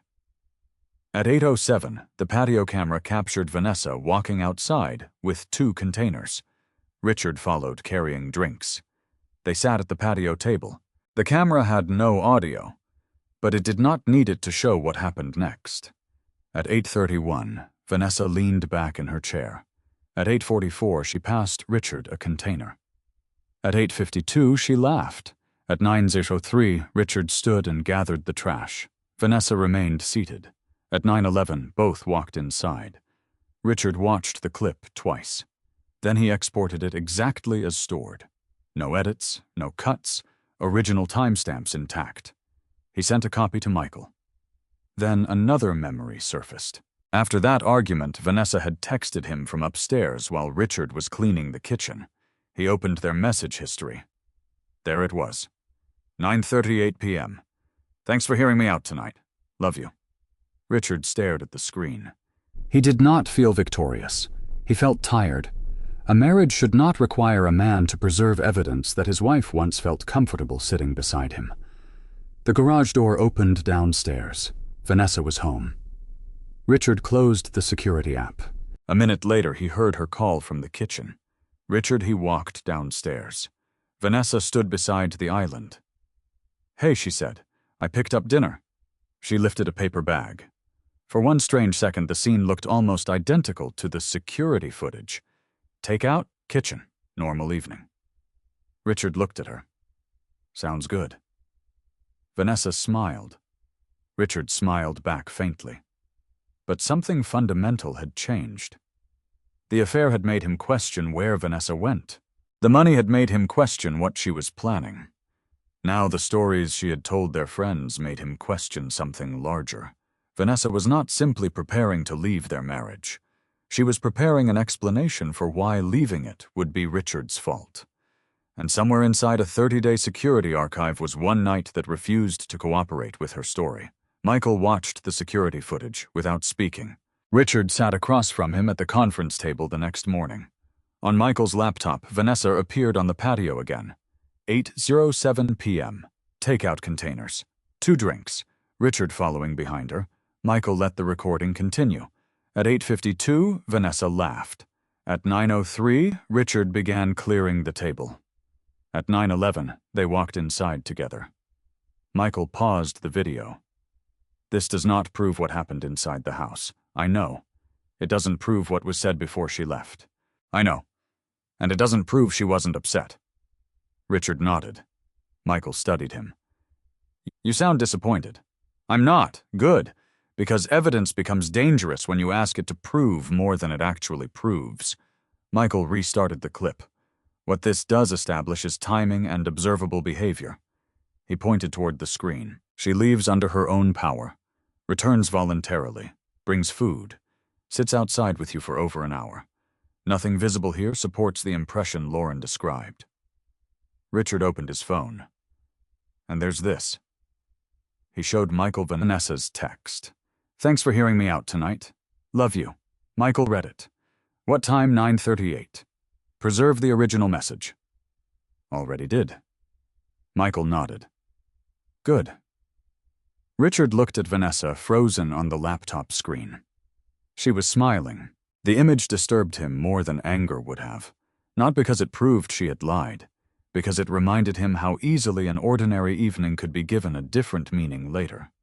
Richard had spent years investigating construction disputes. He had seen it before. 2 companies could look at the same delay and create completely different stories. One called it weather. Another called it poor scheduling. Weather. Another called it poor scheduling. A third blamed engineering changes. The calendar did not care. The invoices did not care. The photographs did not care. Records had no loyalty. That was their value. Richard left Michael's office shortly before noon. At 12:36, Allison Whitaker called. He answered from his truck. "I found something," she said. Richard closed his eyes for a moment. "What money?" That word again. Allison explained that she and Brad maintained a joint household checking account for mortgage payments and recurring bills. She had begun reviewing transactions after noticing the jewelry purchase. 3 payments stood out. $2.100, $2.100, $2.100. Each spaced roughly 1 month apart. "What are they labeled?" Richard asked. "Residential services." "To whom Northline Property Management?" Richard wrote the name on the back of an old parking receipt. "Do you know what it is? I searched the company." Richard waited. "They manage apartments. We're Columbus." Richard felt his grip tighten around the pen. "Anything else?" "There was a security deposit 3 months ago. How much for 600? Richard looked through the windshield. Traffic moved along South High Street. Does Brad have any rental property? Not that I know of. Could it be business-related? Maybe. Richard heard the frustration in Allison's silence. He understood it. Maybe had become one of the most exhausting words in his life. Send what you legitimately have, he said. I will. And Allison. Yes, don't confront him because of this. She gave a short, humorless laugh. You sound like my attorney. Probably because mine keeps saying the same thing to me. That evening, Richard checked the joint accounts again. He searched for Northline Property Management. Nothing. Then he searched Vanessa's transactions visible through their shared financial records. Still nothing. For a moment, Richard felt relief. Then he remembered the $24,000 transferred to an account he could not identify. The relief disappeared. 2 days later, Michael introduced Richard to a forensic accountant named Susan Keller. Susan was 53, wore thin rectangular glasses, and spoke about money with the same emotional tone Richard used for concrete quantities. They met in Michael's office. Susan reviewed the joint records Richard could legally provide. She asked questions. Who made this transfer, Vanessa? Do you know the destination? No. Do you have authorized access? No. Then we don't touch it. She moved to another statement. What about this? Richard leaned forward. A payment of $200-300. He had overlooked it because it appeared under a generic electronic transfer description. The date was 3 months earlier. Susan followed the reference information available on the joint statement. Northline Property Management. Richard felt his stomach tighten. That name matters, Susan asked. Brad Whitaker's household has payments to the same company. Michael looked up. According to whom, his wife? Documents. She has joint statements. Michael nodded. Get copies through the proper channel if they become relevant. Susan continued through Richard's records. Another payment appeared 4 weeks later. $100. Then another. Not from the primary checking account. From the destination account that had received part of Vanessa's transfers, referenced indirectly through transfer confirmations Richard already possessed. Susan stopped. This is where formal discovery will matter. Richard looked at the amounts. Can you tell what apartment? Not from this. Can you tell whose name is on it? No. So we have payments. That's what we have. Richard leaned back. Again, the evidence stopped exactly where certainty began. Michael seemed to read his expression. Patience. Richard looked at him. I'm getting tired of that word. I know. 3 weeks later. Patience paid. Vanessa had not yet filed for divorce, but Michael had begun preparing Richard for the possibility. Financial documentation was organized, account histories preserved, Richard's compensation records copied. Nothing hidden, nothing destroyed. Then Susan called. She had identified the property through documentation that had become available during the legitimate financial review. The address was on West Hubbard Avenue in the short north. A luxury apartment building called the Ashton. Richard knew the area. Restaurants, galleries, new apartment towers, young professionals paying more in rent than Richard's first mortgage. How much he asked? $2,300 a month. Richard wrote it down. When did the lease start? There was a pause. It hasn't. Richard stopped writing. What the occupancy date is next month. Richard looked toward Michael, who was listening on speakerphone. Susan continued. The deposit has been paid. Several advance payments appear to have been made. But the lease commencement date is August 1st. Richard looked at the calendar. Vanessa had consulted the divorce firm in June. August 1st was 12 days after the filing date her planning documents appeared to anticipate. Michael spoke. Whose name is on the lease? Vanessa Chapman. Richard felt something inside him settle. Not break. Settle. A prepared apartment. Not an affair conducted impulsively between hotel rooms. A future address. A life already being arranged. Susan continued. There's another name in the file. Richard looked at the speaker. Co-tenant number guarantor, no. Then what emergency contact? Richard already knew. Still, he asked. Who Susan answered. Bradley Whitaker. Silence filled the office. Richard looked down at his father's scratched Hamilton watch. 3:42 p.m. He remembered Vanessa asking about his November bonus. He remembered her kiss. He remembered the $24,000. He remembered the hotel, the bracelet, the second phone, the photograph from Chicago. The pieces no longer looked scattered. They were beginning to form a structure. Michael ended the call with Susan and turned toward Richard. Do not go to the apartment. I wasn't going to. Do not call Brad. I know. Do not confront Vanessa tonight. Richard looked at him. How long do I keep sitting across from her at dinner until you decide what outcome you want instead of what reaction you want? That sentence stayed with Richard all the way home. Vanessa was already there. She stood at the kitchen island, slicing a lime. Music played quietly from a speaker. Perfect timing, she said. She held up 2 glasses. Margarita. Richard set his keys down. Sure. She poured one for him. Then she started talking about a possible September trip to Chicago. Richard listened. He watched the diamond bracelet move on her wrist. He watched the woman he had married pour salt onto the rim of his glass. Everything about the scene was ordinary. That was the hardest part. At 8:30, Vanessa went upstairs to answer a work call. Richard remained at the kitchen island. He opened his notebook. Under Short North, he wrote, The Ashton. Lease Vanessa Chapman. Occupancy, August 1st. Emergency contact, Bradley Whitaker. Richard stopped. Then he wrote one final line. 12 days after planned filing, he closed the notebook. Until that moment, some part of him had still imagined Vanessa might be confused, unhappy, reckless, caught in something she did not know how to end.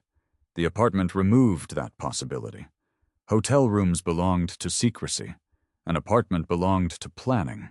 Vanessa was not simply having an affair with Brad Whitaker. She had been constructing a new life while Richard was still paying into the old one.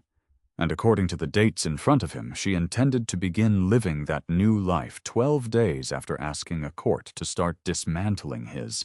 Vanessa filed on a Tuesday. Richard found out at 10:18 in the morning. He was standing beside a conference table at Whitmore Building Analytics reviewing a $6.7 million mechanical estimate with 3 project managers when someone knocked on the glass door. Richard looked up. Angela from reception stood outside. Beside her was a man Richard had never seen before. Mid-50s, gray polo shirt, manila envelope. Angela opened the door. Richard, sorry to interrupt. The stranger looked at him. Richard Chapman. Every person at the table went quiet. Yes. The man stepped forward. These are for you. Richard saw the envelope. He understood before touching it. The process server handed him the documents. Have a good day. Then he walked away. Richard remained standing. One of the project managers, Kevin Harris, looked at the papers and then immediately looked somewhere else. Nobody asked. Richard appreciated that. He placed the envelope beside his laptop. Where were we? Kevin cleared his throat. Mechanical allowance. Right. Richard reopened the estimate. His voice remained steady. Page 43. For the next 32 minutes, Richard discussed labor escalation equipment, lead times, and contingency percentages. Only once did he lose his place. Nobody mentioned it. When the meeting ended, Richard carried the envelope into his office and closed the door.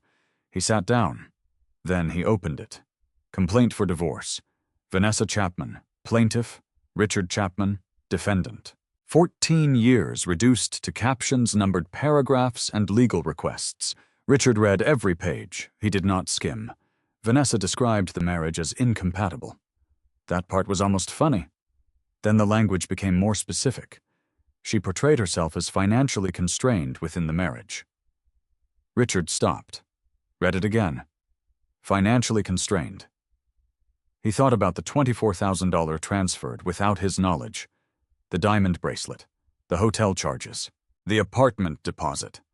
He kept reading. Vanessa requested temporary exclusive use of the Upper Arlington residence. Richard's eyes remained on that sentence. Their house, the mortgage they had paid together, the kitchen he had renovated, the patio where Vanessa had humiliated him. She wanted him removed from it while the case proceeded.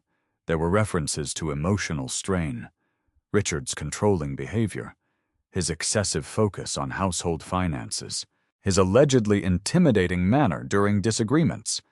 Nothing accused him of physical violence. The wording was more careful than that. But the picture was clear. Richard sat back. Lauren's phone call returned to him. She said you were afraid of her. No. Lauren had said Vanessa claimed she was afraid of him. Richard picked up his phone and called Michael. I've been served. Where work? When about 40 minutes ago. You read it? Yes. Send me a copy. Richard scanned the documents. Michael called back 12 minutes later. You okay? Richard looked at the complaint. No? Good answer? Richard almost smiled.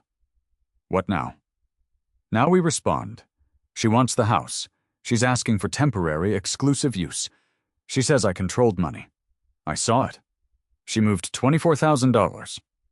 I know. Richard's voice hardened. She's laying groundwork. Maybe. Which is why you do exactly what we discussed. Richard looked out the window. No confrontation. Correct. No messages. Correct. No Brad. Especially no Brad. Richard picked up the complaint again. When do we file? When the response is ready. I'm ready. Michael paused. You're angry. Yes. Those are not the same thing. Richard looked down at his father's watch. The second hand moved steadily. Michael continued. Go back to work. Richard did. He stayed until 5:32.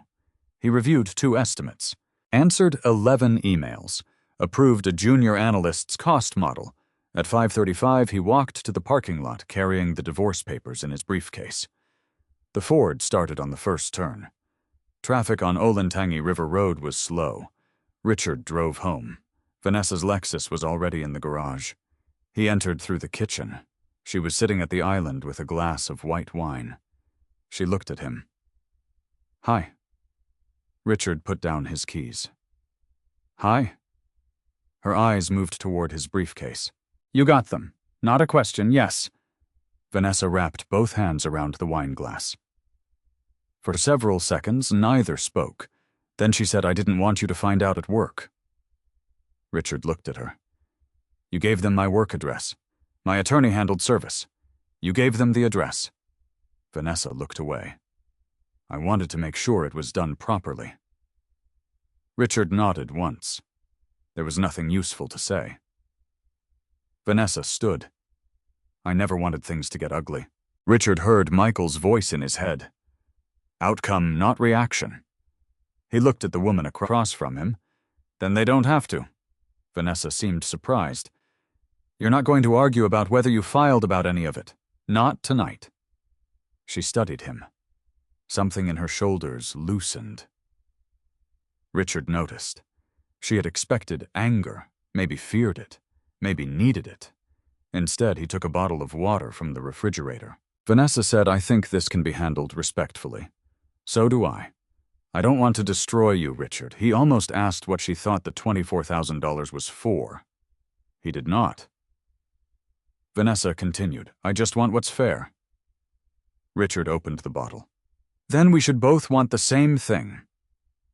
For the first time, Vanessa smiled slightly. Not warmly, relieved. Richard understood why. She thought his calmness meant surrender. He let her think it. The next morning, Richard was in Michael's office at 7:45. A thick binder sat on the conference table. Michael opened it. Here's what we're not doing. Richard took off his jacket. I'm guessing yelling is on the list. No character assassination, no irrelevant affair drama, no emotional manifesto. Michael turned the first page. We respond to claims with records. The bank statements came first. The $14,800 transfer. The 3 smaller transfers totaling $9,200. Then the Hawthorne Suites charges. The Short North apartment payments. Vanessa's income records available through joint tax filings. Credit cards in her own name. Household spending. Richard's compensation documents. The security footage and text message were preserved separately for use if Vanessa's allegations became relevant. Michael pointed at the binder. She says financially restrictive. Richard nodded. We ask for full disclosure. Another page. She wants temporary exclusive use of the house. Richard waited. We oppose it. Michael turned another page. And we request formal discovery concerning marital funds. Richard looked at him. Including the apartment, including anything relevant that the rules allow us to obtain. What about Brad? We don't chase Brad because you want an affair proven. I don't. Michael studied him. Richard meant it. The photograph had already answered that question personally. What mattered now was money, accuracy, protection. Michael continued.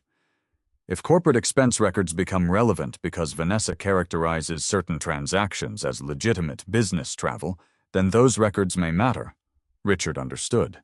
The lies had created their own path. He did not need to drag Brad into the case. Brad had attached himself to dates, hotel charges, and business explanations. At 11:26 that morning, Michael filed Richard's response. Vanessa received it through her attorney. Richard did not see her reaction. He was at work.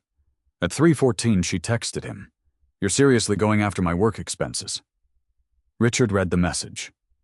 He forwarded it to Michael. Then he replied with exactly what Michael approved. Please direct case-related questions through counsel. 3 dots appeared. Vanished. Returned. Vanessa sent unbelievable. Richard did not answer. At home, she barely spoke to him. That was fine. 2 days later, Michael called. Her attorney responded to the financial discovery request. And they're objecting to some of it. Expected, yes. Richard waited. Michael continued. But there's a problem for them. What Vanessa characterized multiple disputed hotel and restaurant charges as business expenses. Richard looked at his notebook. So if she relies on that explanation, supporting business records become relevant. Richard understood before Michael finished. Sterling Ridge Therapeutics. Expense reports. Travel authorizations. Reimbursements. Dates. Michael said this does not mean we get everything. It means the business expense explanation may have to be supported. Richard leaned back. And Brad. If his records overlap in a legally relevant way, we deal with that when it happens. Richard looked at the photograph from Chicago stored in the case folder. He did not need to look at it anymore. That afternoon, formal requests moved through the proper channels. No phone calls to Brad. No confrontation. No threat. Just paperwork.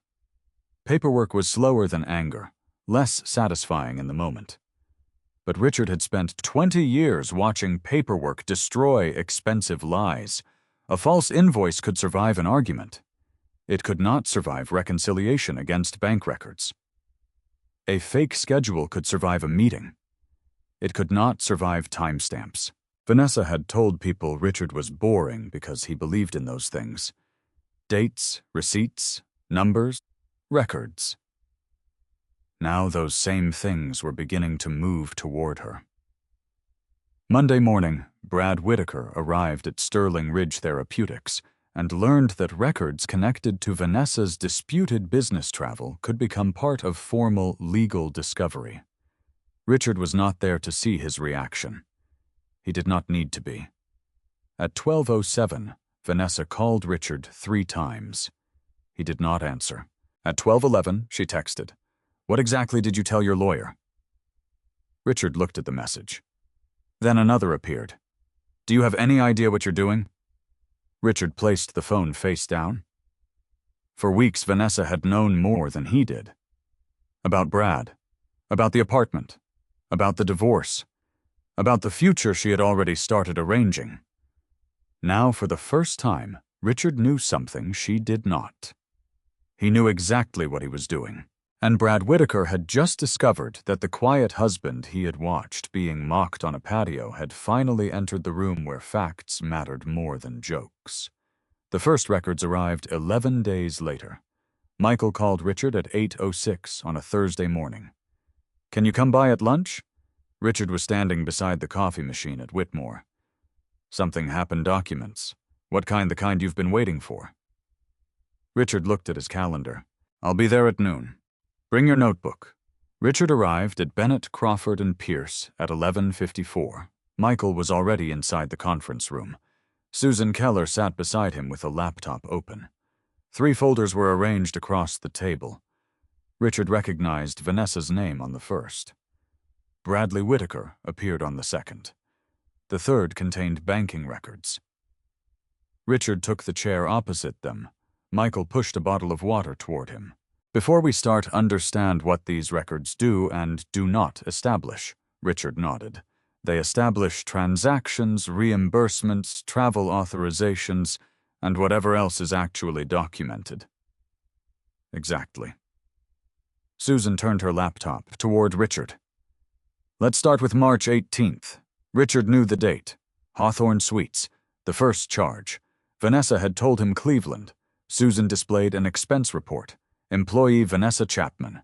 Destination Cleveland, Ohio. Purpose cardiology, account development. Richard scanned downward. Hotel reimbursement, none. Mileage reimbursement, none. Dinner reimbursement, $74. Susan opened another record.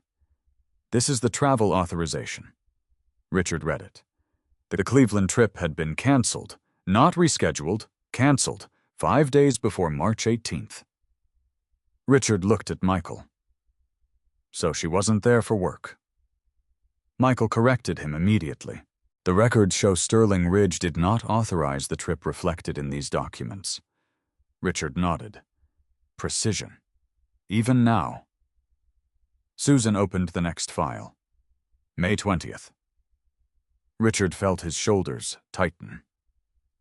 Room 614. Vanessa had told him Cincinnati. The corporate calendar showed no Cincinnati overnight event. There had been an afternoon physician presentation in Dayton. It ended at 3:30. Richard looked at the Hawthorne Suites receipt again.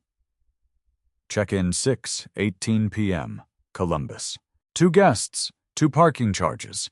BW Susan said Vanessa did submit mileage for the Dayton trip. How much? Approximately 140 miles. Richard remembered the Lexus.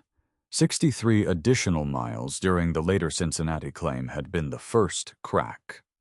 Now another part of the travel history was separating itself from the story Vanessa had told him. Susan moved to April 29th. Vanessa had told Richard she was attending a physician dinner. That part was true. The dinner ended at 7:10. Her corporate card showed no further business activity. The joint household card showed a restaurant charge at 9:03. 2 people. Short North. Richard recognized the restaurant. It was 3 blocks from the Ashton. He said nothing. Susan opened another file. Now, the reimbursements. This was where the pattern changed. Some of Vanessa's legitimate travel had been properly reimbursed. Mileage, hotels, meals, normal corporate expenses. Others had never been submitted. That included Hawthorne Suites. Richard looked at the screen.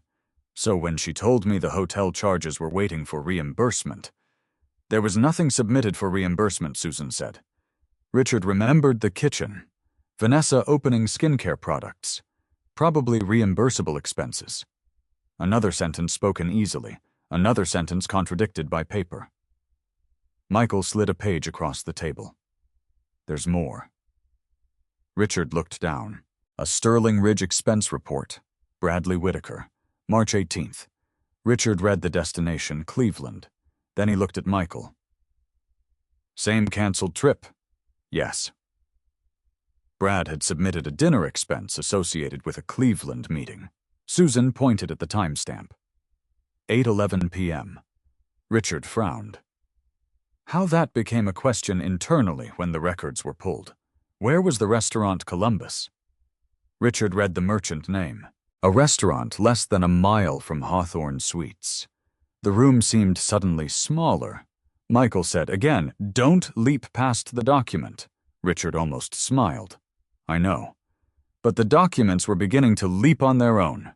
Vanessa claimed Cleveland. Brad claimed Cleveland. The corporate event in Cleveland had been canceled. Both were spending money in Columbus. Vanessa had a room at Hawthorne Suites. BW appeared on the room dining record. Richard leaned back. For weeks he had imagined discovering one dramatic piece of evidence. Instead, the truth was arriving as paperwork. A line at a time. Susan turned to the jewelry purchase. Harrington Jewelers, 3840.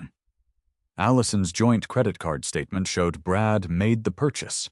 Michael had obtained corroborating documentation through the appropriate process. The item description was now visible. Diamond line bracelet. Richard looked at his hands. He remembered Vanessa standing in the kitchen. "My mom gave it to me." The bracelet had seemed small, elegant. Richard had told her it looked nice. He remembered Vanessa smiling. He had kissed her forehead. The memory made him look away. Michael noticed. "We can stop." "No, Richard, keep going."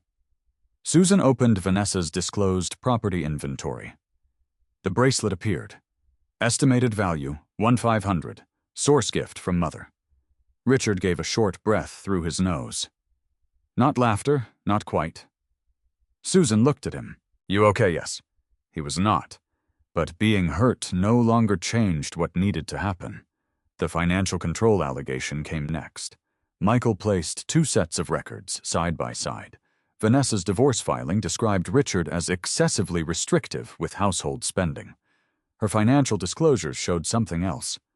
Annual income well into 6 figures. 2 credit cards under her own control. A personal checking account. Significant discretionary purchases, restaurants, clothing, travel, spa visits, subscription services, and more than $24,000 transferred from joint savings without Richard's prior approval. Michael tapped the documents. "This doesn't automatically decide anything, I know, but it gives context." Richard looked at the numbers. For months, Vanessa had been telling friends he controlled money. During the same period, she had moved more money without consulting him than Richard had spent on himself in a year. He did not feel vindicated. He felt insulted by the simplicity of it. Say something often enough. Give friends a few examples. Make a joke. Let people fill in the rest. Documents were less cooperative. At 1:18, Richard returned to Whitmore. He spent the afternoon reviewing a courthouse renovation estimate. At 3:42, his phone buzzed. Vanessa. He let it go to voicemail. She did not leave one. At 3:45, a message appeared. "You're dragging my company into our divorce." Richard forwarded it to Michael. No response. At 4:03, "Brad is getting questioned because of you." Richard stared at the screen. Because of you. Not because of the hotel. Not because of the expense report. Not because Brad's name appeared beside hers. Because of Richard. The old version of him might have tried to defend himself. He put the phone down. At 4:20, Michael called. "Don't answer her messages." "I wasn't going to. There's another document." Richard looked towards his office door. What Vanessa's June travel? Which trip, the one she said she took alone? Richard remembered it immediately. Cincinnati, another overnight. Vanessa had returned home complaining that she hated eating dinner alone on work trips. What about it? Her reimbursement packet includes an attendance form. Richard waited. Michael continued. It identifies the employees assigned to the account visit. How many to? Richard already knew the second name. Still he asked, "Who Bradley Whitaker?" Richard looked down at his desk. Michael said there's also a supervisor certification signed yes. By Brad, yes. Richard closed his eyes. Vanessa had not simply lied to him about being alone. Brad had signed a corporate document confirming that he had been with her. One record. Created before the divorce. Created before Richard suspected anything. created for a purpose unrelated to their marriage.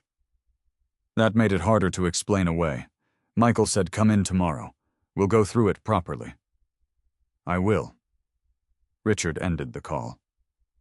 At home that evening, Vanessa was in the dining room when he arrived. The diamond bracelet was gone from her wrist. Richard noticed immediately. She looked up. "Are you trying to get me fired?" "No. Then stop digging through my company."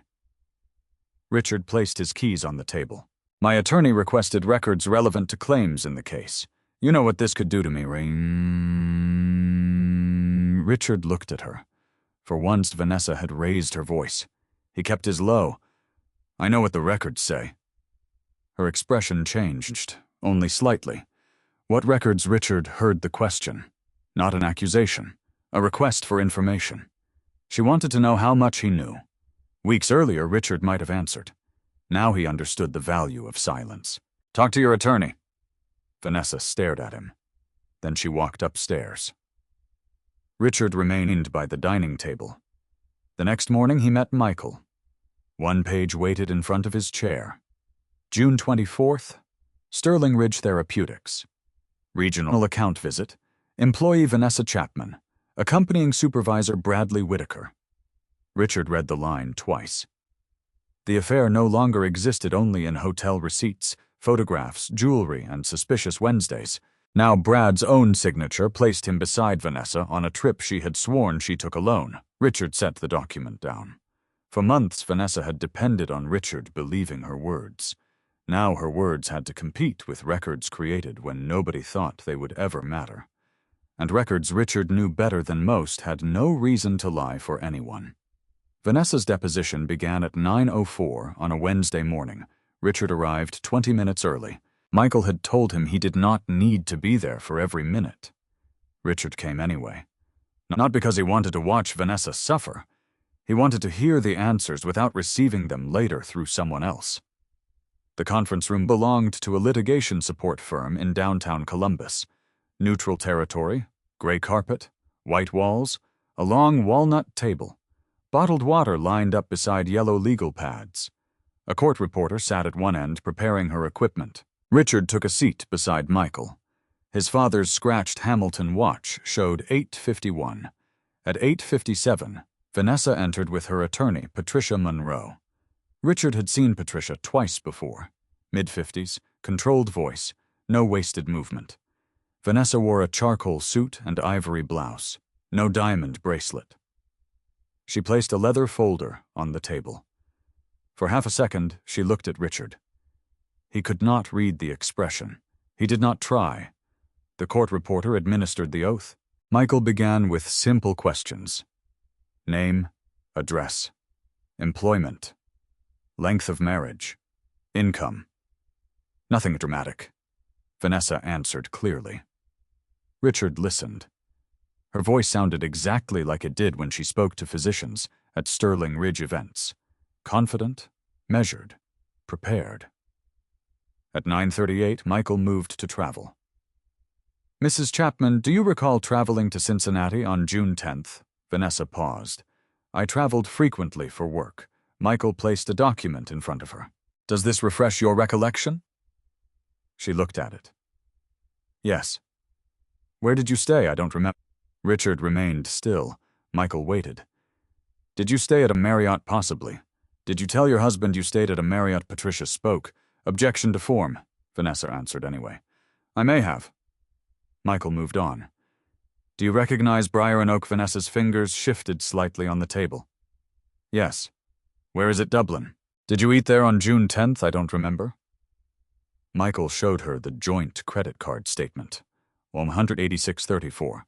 "Does this refresh your recollection?" "I apparently did." Richard looked at the statement. Months earlier, he had stared at that exact number alone in his office. Now it sat beneath fluorescent lights between two attorneys and a court reporter. Michael asked, "Was Briar and Oak part of your Cincinnati business trip?" "No." "Because it is in Dublin?" "Yes." "Were you in Cincinnati that evening?" Patricia leaned forward, asked and answered in substance. Michael changed direction. "Let's discuss March 18th. Richard felt his shoulders tighten. Hawthorne Suites. Michael placed the receipt on the table. Do you recognize this? Vanessa looked down. Yes. Is that your name? Yes. Room 604, yes. 2 parking charges. Vanessa looked toward Patricia. Her attorney remained still. Yes. 2 breakfast entrees. I don't remember who ate breakfast. Michael nodded. Who stayed in room 614 with you? Silence. The court reporter's fingers weighted above the keys. Vanessa took a drink of water. A colleague may have been there. What colleague? I don't remember. Richard watched her face. He had spent weeks imagining this question. In those imaginary versions, hearing Vanessa refuse Brad's name would have made him furious. It did not. It made him tired. Michael placed another document beside the receipt. Do the initials BW appear on the restaurant reference associated with room 614? Vanessa looked down. Yes. Does Bradley Whitaker have those initials? Yes. Was Bradley Whitaker the colleague? Patricia objected. Vanessa said Brad and I were traveling for work around the same period. Michael did not raise his voice. Was Bradley Whitaker in room 614 with you? Another pause. Yes. Richard felt nothing at first. That surprised him. For weeks the answer had already existed. The deposition only gave it sound. Michael continued. Were you having a romantic relationship with Mr. Whitaker? Patricia spoke quietly to Vanessa. Then Vanessa answered. There was an inappropriate relationship. The phrase hung in the room. Richard looked at his hands. 14 years of marriage, reduced to 4 careful words. An inappropriate relationship. Michael asked, was it sexual? Patricia objected to the relevance and phrasing. After discussion, the question was narrowed. Vanessa eventually acknowledged that the relationship had crossed marital boundaries. Richard did not need more detail. He had never wanted detail. The title of the betrayal was enough. Michael moved to the jewelry. Harrington Jewelers, 3840, diamond line bracelet. Did Bradley Whitaker purchase this bracelet? Vanessa looked at the document. Yes. Did you receive it? Yes. Did you tell Richard Chapman your mother gave it to you? A longer silence. Yes. Richard remembered sunlight catching the diamonds. My mom gave it to me. He had believed her instantly. Michael moved on. The Ashton, the deposit. The advance rent? Did you sign a lease?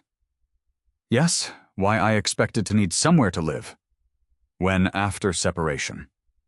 Who is listed as emergency contact? Vanessa knew the answer. Brad. Why, he was someone I trusted. Richard almost looked at her. He stopped himself. Trusted. The word landed differently from affair. Trust had been the thing Richard thought belonged to their marriage. Michael turned to timing. When did your relationship with Mr. Whitaker begin? Vanessa shifted. I don't know exactly. Approximately. Last year. What month? I'm not sure. Before June, possibly. Before March? I don't think so. Richard looked up. Michael did not. He reached for another folder. Mrs. Chapman, do you recall Richard Chapman's 41st birthday? Richard's stomach tightened. Vanessa looked at him for the first time in several minutes, then back at Michael. Yes. What date? October 17th. Were you home that evening? Vanessa paused. No. Why, I had work. Richard could smell the reheated lasagna before Michael asked another question. It came back with absurd clarity. Tomato sauce, garlic, the plastic container Vanessa had prepared 2 days earlier. Richard had sat at the kitchen island alone. At 7:26 that evening, Vanessa texted him. Emergency sales meeting. I'm so sorry. Make it up to you this weekend. Richard had replied, Don't worry, love you. Michael placed a hotel record in front of Vanessa. Were you at the Franklin House Hotel in Columbus that night? Vanessa looked at the page. Yes. Was Bradley Whitaker there? Yes. Richard stared at the table. There it was. His birthday. He remembered blowing out no candles because there had been no cake. He remembered watching a documentary until 10. He remembered Vanessa arriving home the next morning with a travel mug and apologizing again. And he had kissed her. Michael continued. Were you and Mr. Whitaker involved romantically by that date? Yes. Richard breathed through his nose. Slowly. Michael glanced at him once. A silent question. Richard gave a small nod. Continue. Vanessa's attorney requested a short break at 11:17. Richard went into the hallway.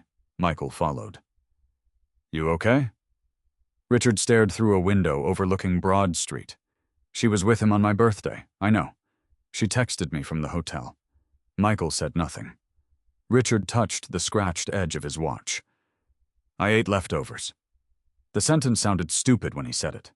Michael understood anyway. That's probably why you remember it. Richard nodded. Not because the dinner mattered, because ordinary loneliness looked different once you knew someone had chosen it for you. At 11:31, they returned.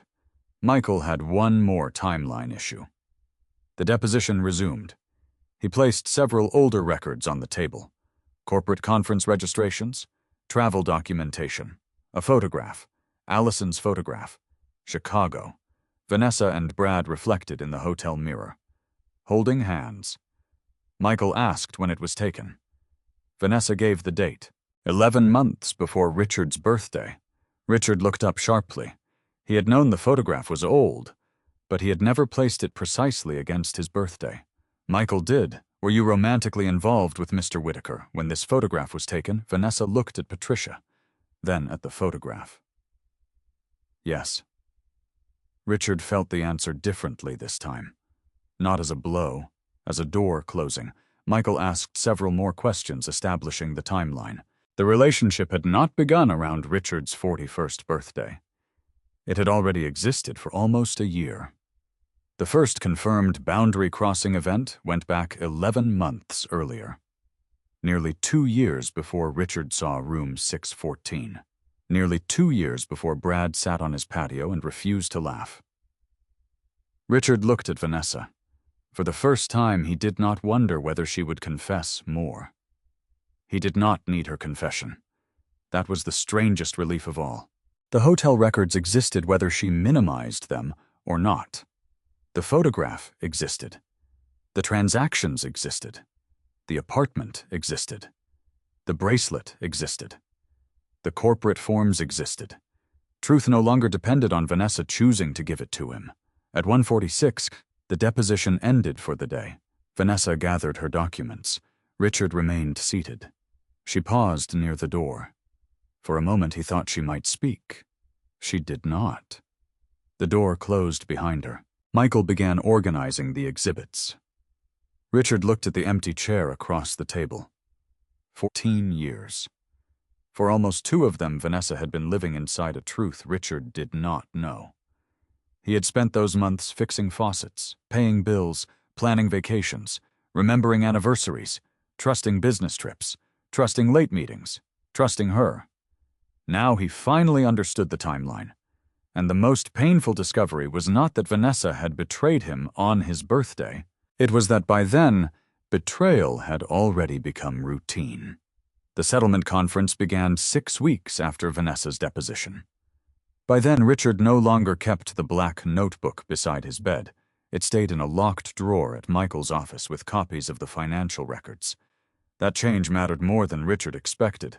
For months, the notebook had been the last thing he looked at before going to sleep. 7 Wednesdays. Room 614. BW. Second phone. $24,000. The Ashton, Brad. Each entry had once represented a question. Now, most of them had answers. Richard discovered that answers did not always bring peace. Sometimes they simply removed uncertainty. Peace came later. At 8:30 that morning, Richard sat beside Michael in a private conference room inside the Franklin County Courthouse complex. Vanessa and Patricia Monroe were in another room. The negotiations moved through attorneys and a mediator. No dramatic confrontation, no raised voices, just numbers. The house, retirement accounts, vehicles, savings, deferred compensation, household property, the $24,000, the apartment.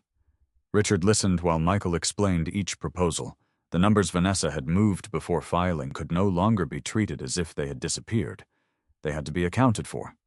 The $14,800 labeled tax reserve, the additional $9,200, the payments connected to the Ashton, the deposit, other documented marital expenditures connected to Vanessa's hidden plans. None of it automatically gave Richard everything he wanted.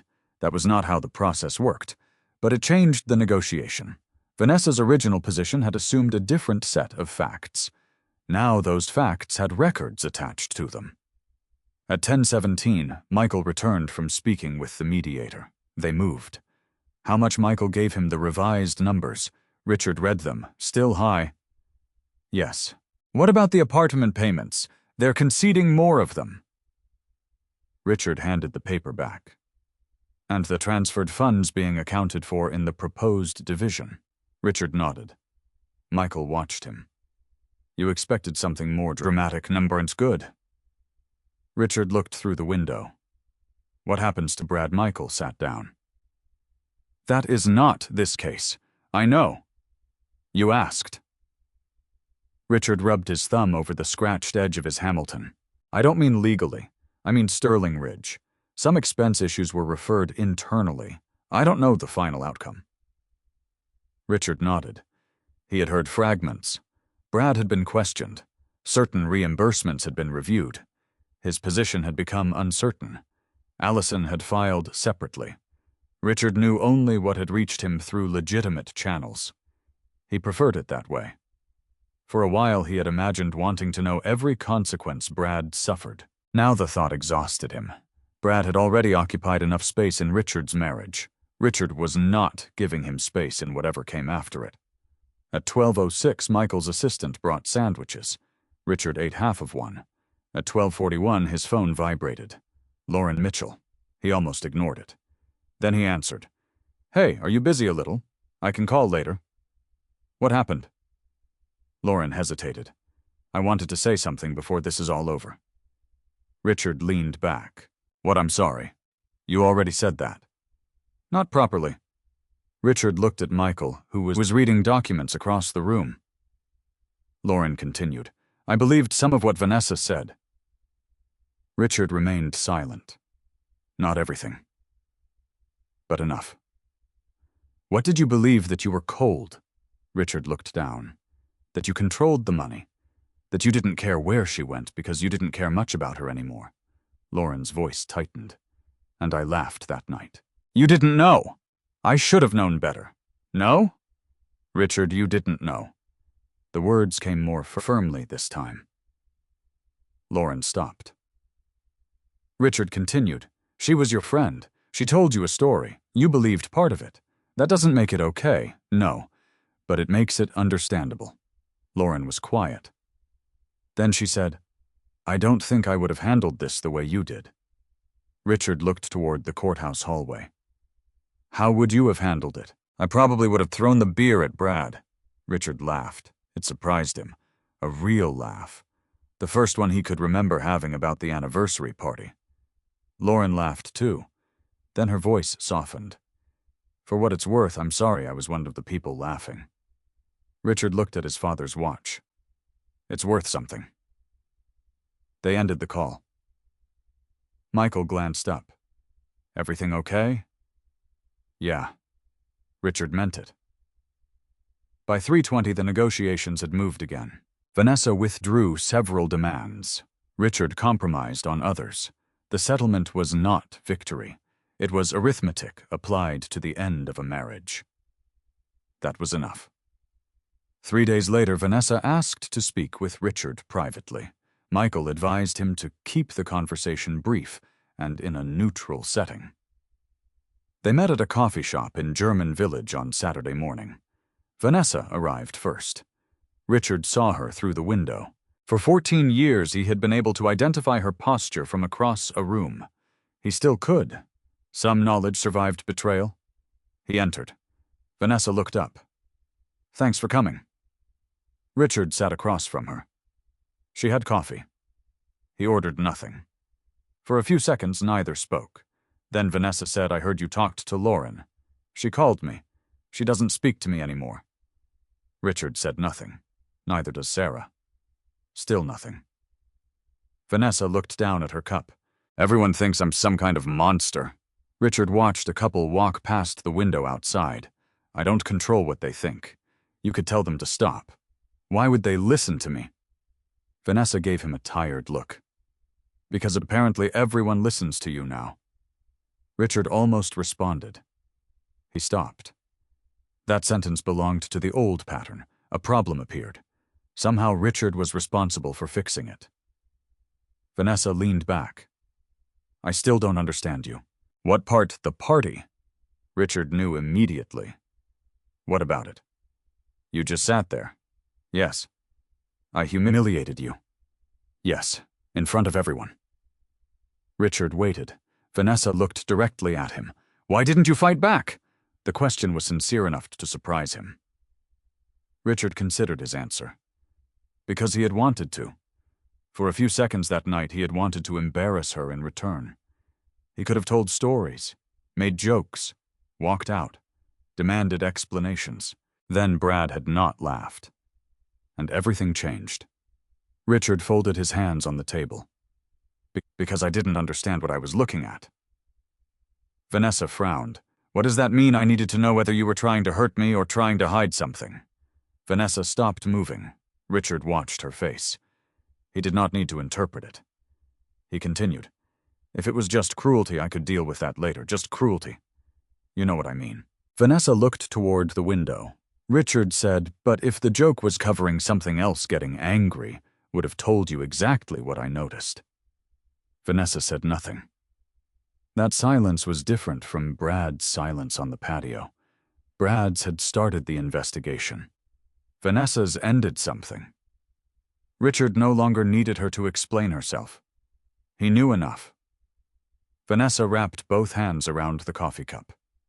After nearly a minute, she asked, Did you ever love me? Richard looked at her. Yes. She blinked. He did not elaborate. 14 years did not become meaningless because the final years contained lies. Richard refused to rewrite his own history simply because Vanessa had rewritten hers. She looked down again. I did love you. Richard felt the old reflex to ask when that changed. He let it pass. Some questions did not improve with answers. Vanessa said I didn't plan for everything to happen like this.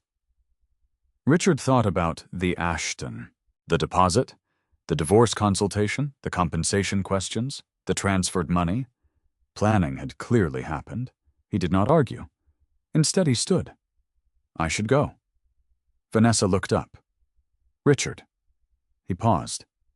There was one more question in her expression. This time she asked it. When Richard waited. When what? When did you know? The coffee shop seemed quieter. Vanessa leaned forward. When did you know about Brad? Richard looked at her for several seconds. The answer was complicated. He had suspected on one date, documented another, confirmed later. But the beginning was easy. It had happened on his own patio. A cold beer in his hand. 6 people around a table. His wife laughing at him. 5 people joining her, 1 man staying silent. Richard picked up his keys. I didn't know that night. Vanessa frowned. Richard turned toward the door. Behind him she asked, Then what happened? Richard stopped. He looked back at the woman who had spent months believing her husband noticed too little. I noticed. Vanessa stared at him, noticed what Richard's hand closed around his keys. He could still see Brad across the patio. The lowered eyes. The missing laugh. The first inconsistency. Richard answered with 4 words. Brad didn't laugh. Vanessa stared at Richard. For several seconds, the noise inside the coffee shop seemed to move around them. The espresso machine hissed. A chair scraped against the floor. Someone near the entrance laughed. Vanessa did not. What does that mean? Richard remained standing beside the table. You asked when I knew. Yes. I didn't know that night. Then why are you talking about Brad laughing? Because everybody else did. Vanessa's expression tightened. Richard remembered the anniversary party clearly. The warm June air, condensation on the beer bottle, Lauren covering her mouth, Scott looking down, Vanessa smiling after turning 14 years of private intimacy into entertainment. And Brad, silent. "You made the joke," Richard said. Everybody reacted. Vanessa looked away, except him. "That doesn't mean anything. By itself, no." Richard pulled the chair back and sat down again. He had not planned to explain, but there was something appropriate about Vanessa finally hearing how little it had taken. Not because Richard had been brilliant, because she had believed he would never look. "Brad knew your wine. He was my boss. I know, he knew stories you said nobody at the table had heard. We worked together. I know." Vanessa crossed her arms. Richard continued. "You almost touched at his arm." So nothing." She frowned. "That's your evidence?" "No." Richard's voice remained level. That was where I started paying attention. Vanessa said nothing. Richard looked at the coffee cup between her hands. Then there were 63 miles. What the Lexus? Her expression changed. "You said you drove to Cincinnati." The car added 63 miles. Vanessa opened her mouth. Richard continued before she could answer. "I considered a coworker driving. Rental car, changed meeting location. I didn't know." He placed his keys on the table. "Then I found Briar and Oak." Vanessa looked towards the window. "Dublin," Richard said. "The same night you described dinner in Cincinnati." "I traveled constantly, I know. Holding every receipt against me is insane." Richard almost smiled.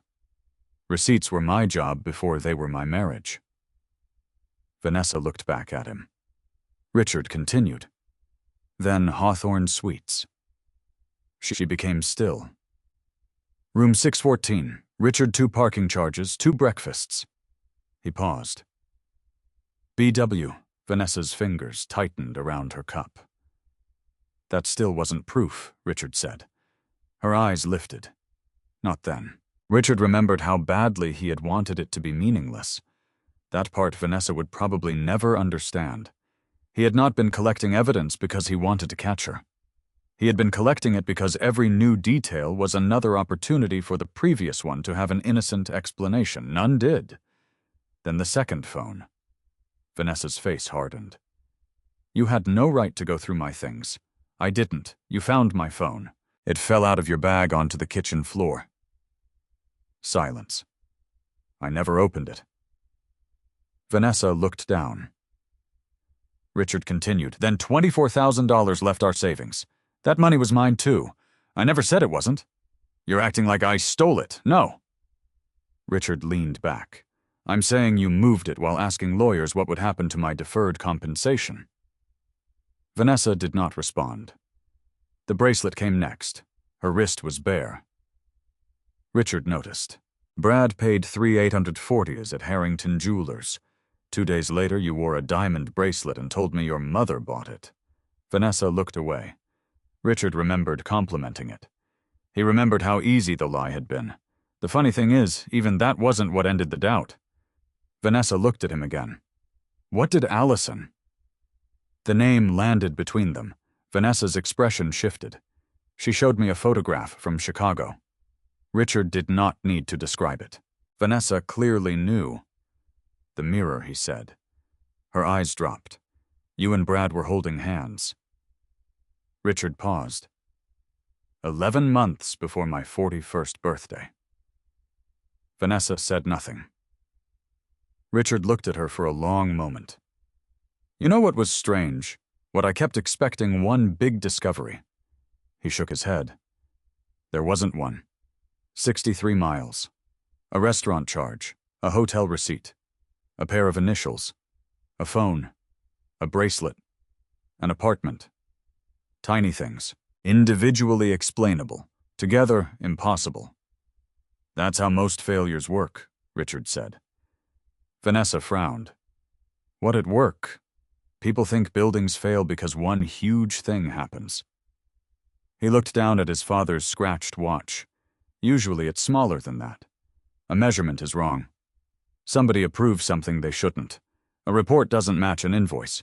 Everyone ignores it because each problem seems too small. He looked back at Vanessa, until the structure can't carry the weight anymore. Vanessa's eyes hardened. So our marriage was a building to you, no? Richard picked up his keys, but your lies behaved like one. Vanessa looked as if she wanted to answer. Richard did not give her another argument. He stood. Before turning away, he said one last thing. You spent a year convincing everyone I wasn't observant. Vanessa said nothing. Richard left. The settlement was signed 17 days later. It was not perfect. Neither side received everything requested. That was the point. The $24,000 in transferred marital funds was accounted for in the final division. Documented apartment expenditures were addressed. Vanessa abandoned her attempt to portray Richard as someone who had prevented her from controlling money.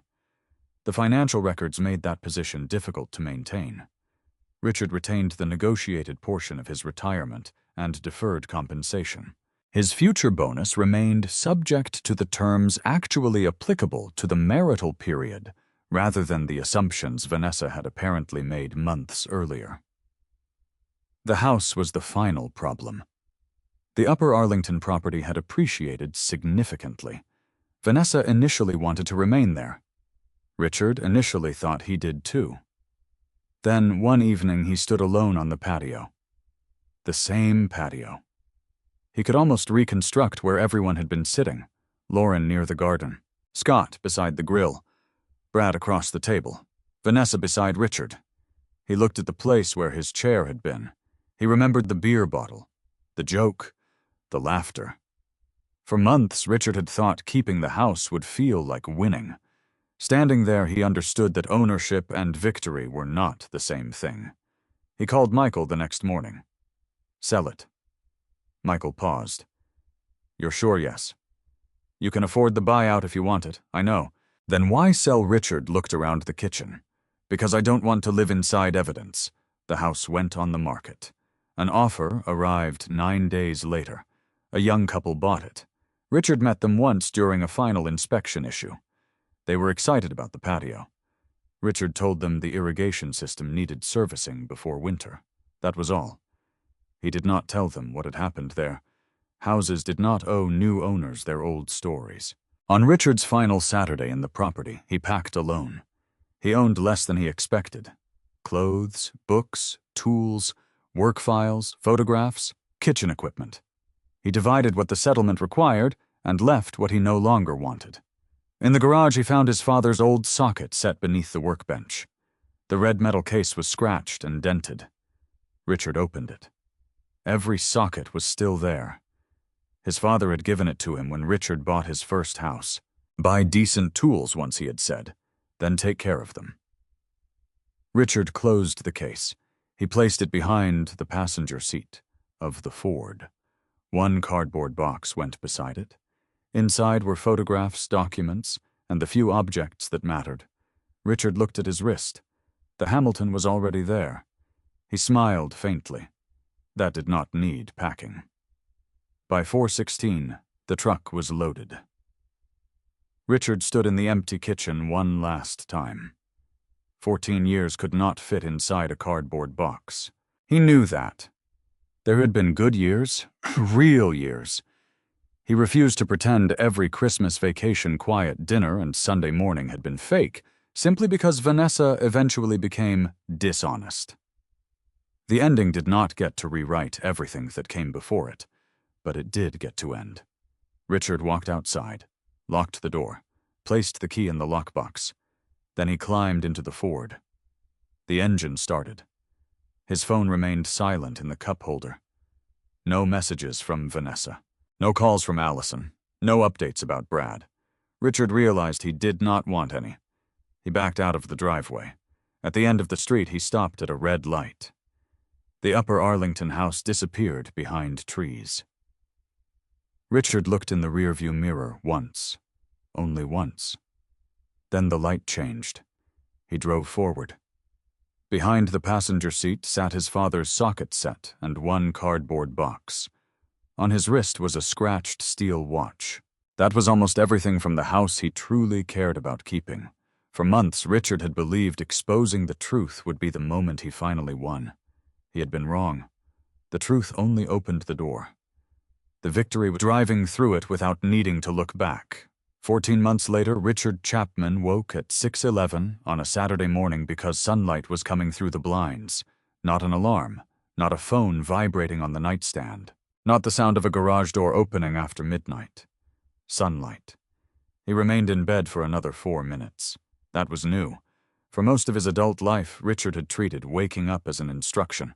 Feet on the floor, coffee, work, something to repair, something to calculate, something waiting. Now there were mornings when nothing needed him immediately. He had learned not to distrust them. At 6:19, Richard walked downstairs. The house was smaller than the Upper Arlington property. 2 bedrooms, a narrow office, brick exterior, small backyard, detached garage. He had rented it near Worthington for 7 months after the divorce before purchasing it from the owner when she decided to move to Arizona. There was no granite island, no oversized primary bathroom, no patio designed for 12 people. Richard preferred it. He opened the kitchen window. Cool September air entered. Then he started coffee.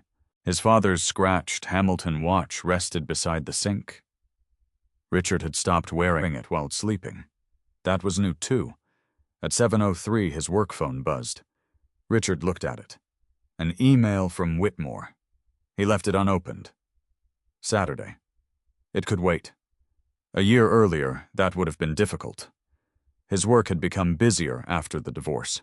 6 months earlier, Whitmore Building Analytics had been hired to investigate a major structural and mechanical failure in a $48 million municipal project outside Cincinnati. Richard led the forensic cost team. For 11 weeks, he reviewed invoices, schedules, procurement records, inspection photographs, and subcontractor correspondence. The dispute involved more than $5 million in claimed losses. Everyone had a theory. Richard had found the answer in a 17-minute discrepancy between 2 electronic delivery records. 1 timestamp, 1 truck, 1 material batch that should not have been where the contractor claimed it was. The investigation eventually exposed a chain of reporting failures that changed the entire claim. Whitmore promoted Richard 3 weeks later, Senior Director of Forensic Cost Analysis. Vanessa would have liked the title. Richard smiled at the thought. Then he poured coffee into a chipped ceramic mug. At 9:40, Michael Bennett arrived carrying a paper bag. "You still eat?" Richard opened the door wider. "Sometimes." Michael held up the bag. "Breakfast sandwiches. That'll help." They ate on the back porch. Michael looked around the yard. "You ever going to do something with this?" Richard followed his gaze. The grass was healthy. The fence needed staining. 2 empty planter boxes sat near the garage. "What's wrong with it?" "Nothing." "Then probably not." Michael laughed. For several minutes they talked about work. Michael had a trial coming up. Richard told him about a hospital project in Kentucky. Eventually, Michael leaned back. "Hard to believe it's been over the year." Richard knew what he meant. "Yeah." "You hear from her?" Vanessa. Michael gave him a look. "No, the other ex-wife you had." Richard smiled. "Twice. What about mail once, tax document once, that's it." "That's it." Richard had learned bits and pieces about Vanessa without asking. She no longer lived at the Ashton. Her position at Sterling Ridge had changed after the internal review. Richard did not know the details. Brad Whitaker had left the company months earlier. Whether he resigned or was pushed out, Richard never asked. Allison's divorce had proceeded separately. She sent Richard one message when it was finished. It said, "Hope you're doing okay." Richard replied, "You too." That was the last time they spoke. There had been no romance between them. No convenient ending where 2 betrayed spouses became a couple. Richard was grateful for that. Some people entered your life because they carried one piece of truth. That did not mean they were supposed to remain forever. Michael finished his sandwich. You know what I still think about that party? Richard looked toward the backyard. Why? Because you came closer than you realize. To what? Making everything harder. Richard raised an eyebrow. Michael continued. If you had punched Brad threatened, Vanessa grabbed her phone, put a tracker on her car. I didn't, I know. That's why we're sitting here eating breakfast. Michael nodded. Exactly. Richard looked at his coffee. For a long time he had believed self-control was simply part of his personality. Something dull. Something people teased him about. The divorce taught him it could also be protection. His restraint had not saved the marriage. Nothing he did could have done that alone. It had saved him from becoming useful to Vanessa's story. That mattered. Around noon, Michael left. Richard spent the afternoon replacing 2 boards on the back steps. At 5:30, 3 co-workers arrived for a small cookout. Nothing elaborate. Burgers, beer, potato salad. One of Richard's neighbors came over with his wife. A woman named Claire Dawson arrived separately. Richard had been seeing her casually for 3 months. She taught environmental science at a community college. Their relationship was easy. That was all Richard wanted it to be for now. No dramatic promises. No need to turn healing into another deadline. At 6:12, Richard was setting up the grill. He pulled a tape measure from his pocket. Claire stared at him. Are you measuring the grill distance from the siding? One of Richard's co-workers laughed. Of course he is. Claire shook her head. You know, normal people just put the grill somewhere, right? Richard looked at their tape. Normal people also burn vinyl siding. Everyone laughed. Richard did too. The sound surprised him for half a second. Not because laughter had become unusual, because once on another patio laughter had felt like a weapon. Tonight it did not. No one was trying to reduce him. No one needed him to be the smallest person at the table. The joke ended when the laughter ended. Nothing remained underneath it. Richard folded the tape measure and put it away. Later, after everyone left, Claire helped carry plates inside. You need help cleaning, I've got it. I figured you'd say that. She picked up her purse. Dinner Tuesday, Richard nodded. 7 works. Claire kissed his cheek. Good night, Richard. Night. He watched her walk to her car. There was no urge to define what they were. No need to calculate where it was going. Richard had spent enough years believing permanence could be guaranteed by effort. Some things needed time. He was finally comfortable giving them that. At 10:07, the house was quiet again. Richard took 1 beer from the refrigerator and went outside. The porch light cast a soft circle across the steps. He sat down. The bottle was cold. Condensation formed beneath his fingers. For a moment, the sensation carried him back 14 months. Upper Arlington, Vanessa, Brad, 6 friends. Competence isn't exactly his thing in the bedroom, either. Richard remembered the heat that had climbed into his face, the instinct to defend himself, then Brad's silence. That tiny absence had changed everything. Richard looked at his father's watch. The steel case was scratched in the same places it had always been.